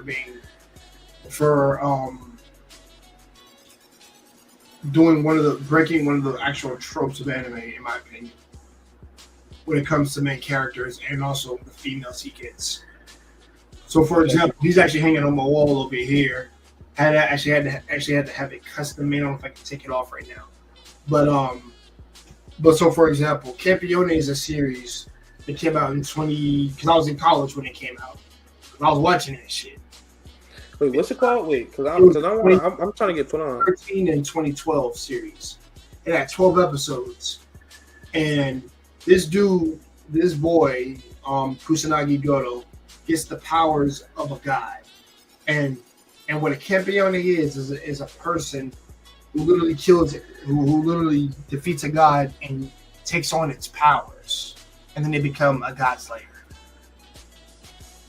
So he has all the powers of the god that he defeated. Is it you? Yeah, and when you're a campione, you're a king in real life. I gotta watch this. I just So, look it up. so it's only based on Greek mythology, and main character wasn't a bitch. I liked him. He wasn't a bitch. He was in denial that this girl liked him at first, but it took like maybe a couple episodes, and then he got on board right with that shit, and then started getting W's. And I tell people, if you read the light novels, this man has 4 wives. His main girl is an Italian chick, an Italian knight chick, who's strong as fuck. He has another one that's another knight, that's strong as shit. He has he has a Miko chick who can see the future. That's one of his chicks. And then he has an avid mage girl who's Japanese, and is literally like Susanoo's. She's literally the granddaughter of Susanoo. She's like Susanoo, the guy. The god? Oh shit. Yes. Oh shit. Like he has 4 wives, like full on. But guess what? What I like about his main chick is that she says, "Listen, you can have as many women as you want, as long as I'm number 1." I was like, that's what I'm talking about. That's one of those women who be like, as long as I'm bae number 1, as long as she's bae number 1, she's cool. But what makes the series really good for me is a light novel series, which, like I said, because guess what? He actually ends up meeting other campiones like himself. He gets stronger, and we further explore the world of his trials, tribulations, and how he transverses it. Oh, and not to mention, this dude ends up having he actually ends up having sex with his girls. They don't show that anime particularly. He did the fucking deed, and guess what? He actually managed his main girl. He actually managed to produce heirs to his kingdom through his main bae. And I was like, okay, bro, you are Chad, bro. You're Chad. You got this. Like, you're strong as hell. Okay. You got 4 wives. They're all strong as fuck. You got this. And you're strong. And you have Athena on deck because she now like values because she's now one of your allies. And you fought against the Japanese campione, and then after that you trained with her to become stronger after that because they tied in a fight and they managed to train and fight. But what I would personally want, because I've read the light novels. This is one of those series where it deserves a second. It deserves like actually 2 seasons actually, because it only had 1, but it was well received. It's just that it should have came out like maybe 2016, 2017, somewhere around there. Because there wasn't because popularity is a thing. And if there's not a freaking demand for it, then they won't push it out. Like I said, it needs to be pushed and popularized to come out more with stuff. Because there are a lot of series that do get more seasons than others, and the other series who were really good don't get enough push. That's really what it comes down. Like I said, there's a such thing as there not being enough marketing system for you to profit off of. And sometimes companies, like, what they'll do is, like, and if they don't think the risk is worth the reward, then they won't do it. So yeah, wrong. That's just a little tip I like to give you, but yeah, I review underrated anime. Like I stick up for them. I like to, like I said, Rakudai no Kishi, Chivalry of a Failed Knight. That's what that says. Chivalry, yo, Chivalry? Like, he was a real man. That's one of my like, man. Yeah, dude. That's another underrated anime. That's a really damn good one. Chivalry. Chivalry of a Failed Knight. Yup, that's a really, really good fucking one. Sheriff for the End. Fucking What's another? I gotta look at my fucking. If you've seen like recently, it came out like last year. It was like the wrong way to use healing magic. Goated. I like that shit. Oh, it's a little isekai drama. Healing magic. That's an underrated one in my opinion. That's a good one. I like that one. That's a good one. It's another one. It was like it's he actually was strong. Cause he's doing like a heel punch and stuff. Like he beat that one night, motherfucking chick who was a evil knight, and he one punched her. One punch. Wait, is this the? Okay, here we go. So right here, so like these anime right here, the ones I'm talking about. So this is Campione, Trinity 7. One Punch Man. You watching it right now? And then like these are the ones that are really, really good and underrated that I like. They're really, really good. So I don't know if you can see them, but yeah. Oh shit, it's lagging. No, it's cool. There we go. But yeah, those are the ones that are like kind of like underrated. They're like I said, they have. It's called Osan Newbie. Osan what? Failure Frame is also good. Elusive Samurai, that shit was so good. Oh, yep, that's a good fire. I'm also a Fairy Tail fan. I ain't gonna lie, like I think I'm the only person Slayers I know is that really likes good. Fairy That's something Tail. you gotta watch. Slayers is a really good one. Slayers is really good. That's Fairy Tail? Not Fairy Tail, Slayers. It's like an older anime, but it had like 5 seasons for it. Did I save it? Okay, there we go. Clevitus was also good. Clevitus is like that one that seems unfinished to me. I watched it, but I did like what I was seeing. Underrated? It shouldn't be underrated. It should be better. Tales of Zestria, that shit was fire too. I watched that. That animation was Ufotable did a great job on that one. Dead Man Wonderland also goated. I wouldn't say Dead Man Wonderland underrated. I would say you had to read the manga further because they never finished it anime wise. You're better off reading the manga for that one. I feel like Food Wars is underrated, but it's not. Food Wars is not underrated. Everybody knows it, but they don't watch it though. Yeah, but it has a lot of popularity to it and a lot of love. Oh man, in the States and in America. I said in the States, in America and in Japan, obviously. The Water Magician, you seen that? Yeah, Water Magician is pretty good. Fire. Yeah, we gotta wait for season 2 for some shit. Dan. I know Dan is not underrated, but man. No, it's not underrated at all. Dude, like right before Gachi Kuda and Dan came out in anime, like as anime, like 2 weeks later the fucking trailer dropped. I was told to go read the manga because it was fire, and then like 2 weeks later the anime trailer dropped, and I was like, oh fuck that, I'm not about to read the manga, I'm about to wait for this. Like, I just go watch the fucking anime. Kami Got Kill is underrated. Manga. Kame? Yeah.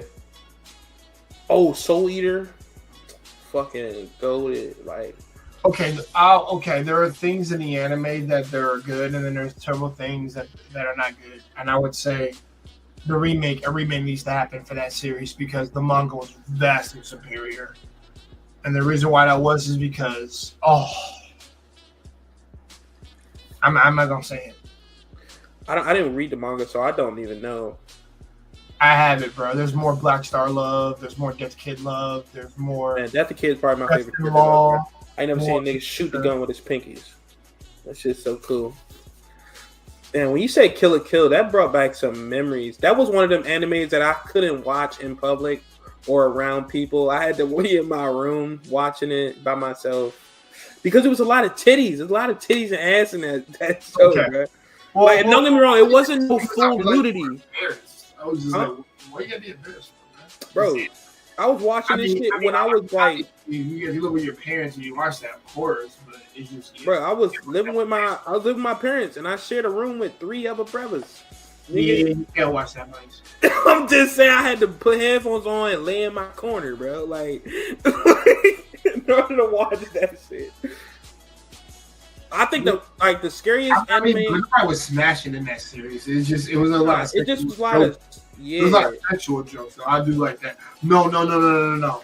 I'll tell you something. This is something you can't watch in front of your parents. Panty and stocking. You can't watch that in front of your parents. They cuss. They have sex in that thing. Damn. Like silhouette. It's crazy. Damn. I haven't seen one anime where they actually have sex. No. Well, no. She'll make like I'm talking about like she'll make the noise, but it's like a silhouette. You'll see it. Yeah. Okay. And that's freaking hilarious. It's freaking hilarious. Like Penny is literally the slut. I get. Did you see that Aztec anime? It was like Aztec gods. I gotta find it. You said an Aztec anime? Yeah. Is it new or old? It came out like last year, or like 2 years ago. I forgot what it was called. Aztec anime. It's like it don't even look like an anime. It looks like cartoon, but it is anime. Oh, if it looks like a cartoon, I'm not gonna know that one. Like the animation style is like it gives like Avatar, like old Avatar. Aztec. Sorry. I forgot what it's called. I'll figure it out later. Probably tell you tomorrow or something. But okay. It's a lot of good animes out there and a lot of shit that people have been recommending to me, especially my bro. Like he's been telling me to watch so much shit, read so much shit. I can't. Like I'm waiting for Kagurabachi to get a fucking anime so I don't have to read the manga, bro. Because he's been telling me to read that shit like all the time. I think the only mangas I ever read out of my own volition was Kaiju number 8, One Piece, Blue Lock, and this joint called Rooftop Swordsman. I just seen a little snippet of it. Yo, it was, bro. It's so wild. I'm not gonna spoil it, but it gets wicked like in the beginning. But it's a lot of cool like shit to watch, and I feel like anime could be for anybody because it's a lot. I ain't gonna lie, I don't know what it is about the Japanese, even Chinese anime. Chinese and Korean anime are fucking fire. Also, like, you know, like Soul Leveling is fucking tough. Like, I read Soul Leveling after it finished. Like, right after it finished, I read it, and it was so good. It's a lot of good shit like to get into, and it's for a lot of different, different type of personality that you want to go for. You want to go for a villain, a main character villain. Like they got those. You want sappy drama. You want fucking action-packed fights. They got everything for every person. I would say any person out there that's looking at this or thinking about wanting to ever watch anime, just try it, bro. Like you'll never fucking find you won't find something that you won't enjoy. I would say it's always something for somebody. I definitely agree. We got. I think we got like 5 minutes left.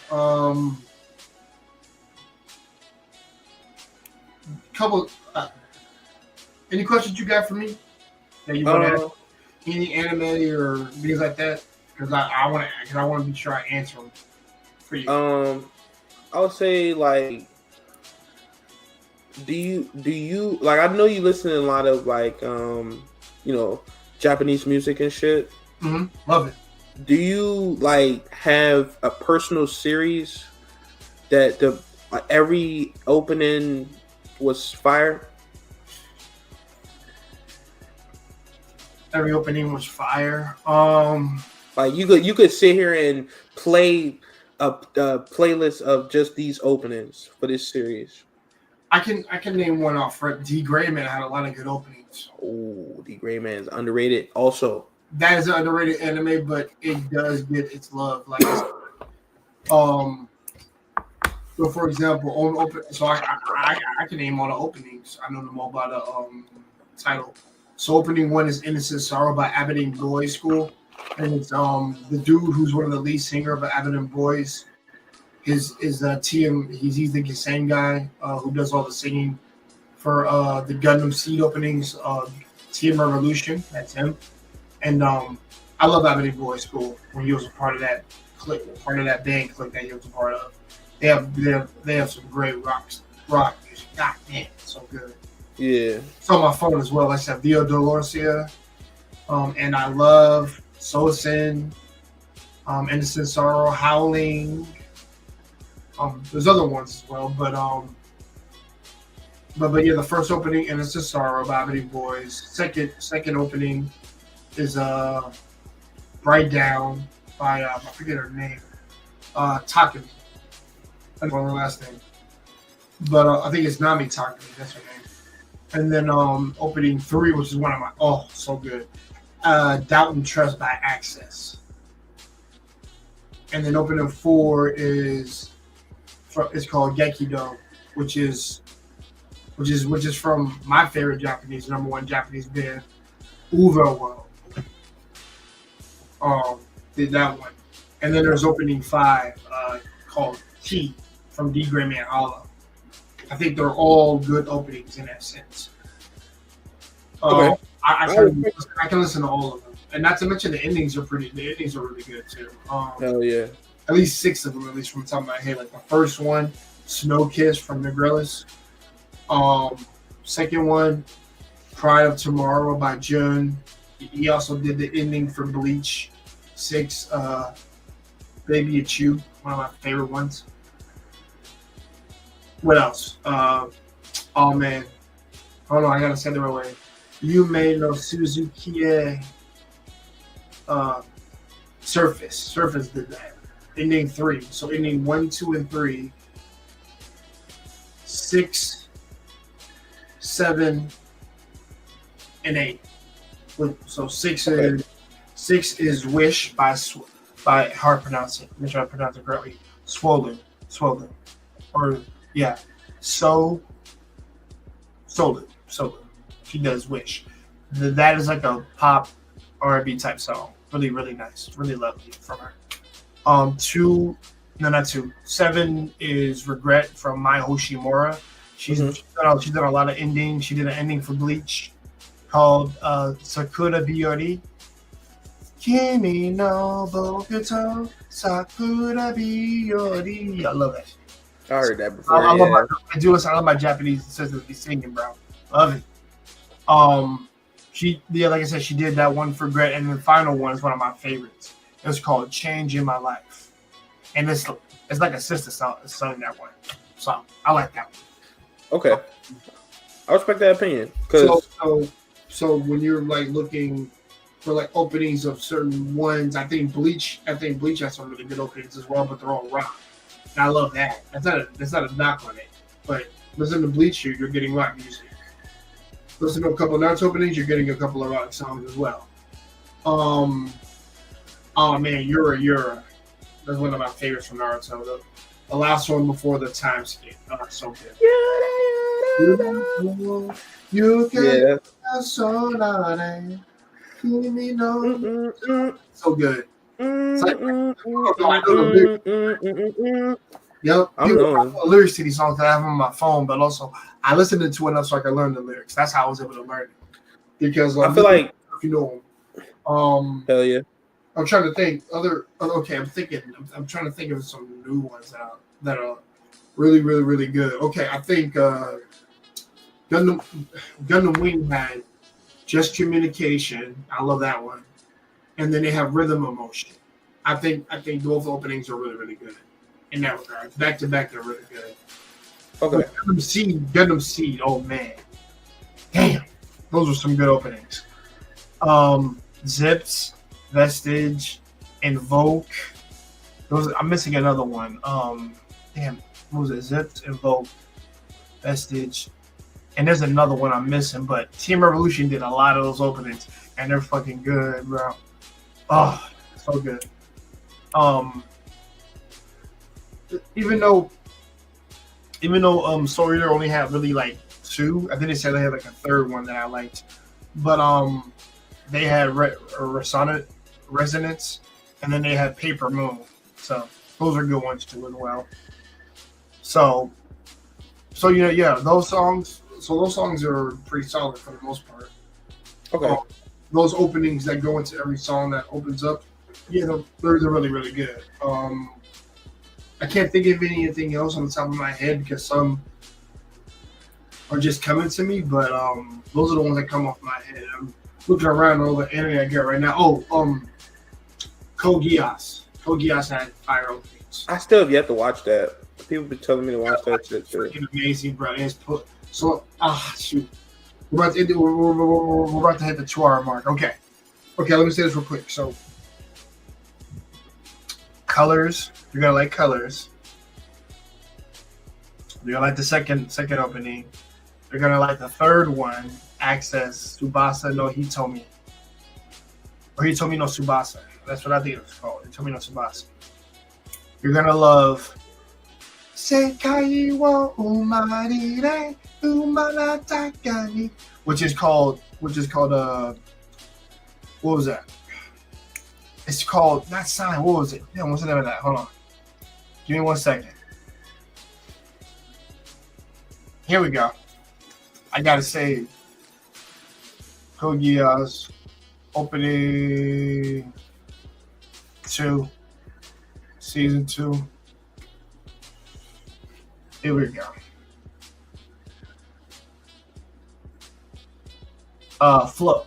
World End. That's what it is. World End by Flow. Okay. I knew it was called World something, but yeah, man, listen to that. I promise you'll be like, yo, this shit is fire. So check out some new shit, man. But man, any other quick question you got for me, and then we'll end it. Nah, I think that was a good episode, bro. A lot of One Piece in there, but it was a good episode. Appreciate it, man. Hey, man, listen, thank you for joining me on this interview, bro. Thanks for being part of this. Hey, listen, I hope we can have you on for the podcast. At least it won't be this next week coming up. It'll be the week after. And I'll set it up so we can talk some Gachi Akuta, because I really want to talk that with you because you have watched it. We're gonna be talking Chainsaw Man movie, so I can actually talk to you guys what I saw. Dude, trust me. You have all week to see that. I promise. You should be able to watch it online now because it should be up. Say that. Chainsaw movie, yeah, Chainsaw Man movie, because I watched that, and I'm actually gonna tell you guys my experience in that movie. In there, when we do the big stream and things like that, I'm gonna talk about that. Also, guys, I finished what series? So I finished Gen V season 2. Finished that. That was like 2 weeks ago. I did that. Because I gotta watch that. Yeah, but I binged all of that because it was already done, and I wasn't gonna finish it until last episode was already out. And then I was like, okay, I'm gonna start watching that. Binged it, did all that. So I'm gonna talk that as well. Then we're gonna talk about some new anime that are out, like Classless Hero and Gotcha Level 999. Talk about that series as well. You said anime? Yeah, it's a new anime that's out right now. What's it called? It's called Gotcha Level 999, and you'll get the rest of the title. It's on Amazon. You can watch it on Amazon Prime. Okay, and then what was the other one? Classless Hero. I do remember seeing the trailer for that. I'm surprised his mom. This is actually the first time I've seen like the son be like a prodigy of his mom. Normally it's a prodigy of the dad, but I actually like the mom's pretty fucking OP. I actually like that. Train her son to be this OP. I love it. I just love it. Hey, gotta love a woman warrior, bro. Bro, the funny part is that the girl that he beat when he was a kid actually managed to come back with some titties. He didn't even know it was a girl at the time. He just thought it was another person. And this girl who's trying to marry him, or at least. Well, you're spoiling it. Well, hold on, I'm not spoiling it for you, but it's like a gag. You'll see it. Where like because he's the strongest, she thinks, oh, if I marry him, well, he'll be coming to top. Like, nah, he wants to marry the chick that he beat because she has more of a womanly figure that I would like to fucking have. And he said she had no titties. So I find that funny. That was just hilarious. But with that being said, y'all, we're gonna end this, guys. Thanks for joining us. Appreciate it. And like I said, look forward to 2 weeks from now to our actual podcast coming back, because me and Zeno, we've been, like I said, we've been having dealing with family stuff, moving things and things like that. So yeah, we've been busy. So we want to apologize for that. But hey, real life takes precedence over this YouTube shit. You know how it goes. Yes, sir. Y'all, peace out. Good night. And do not call us. We'll call you.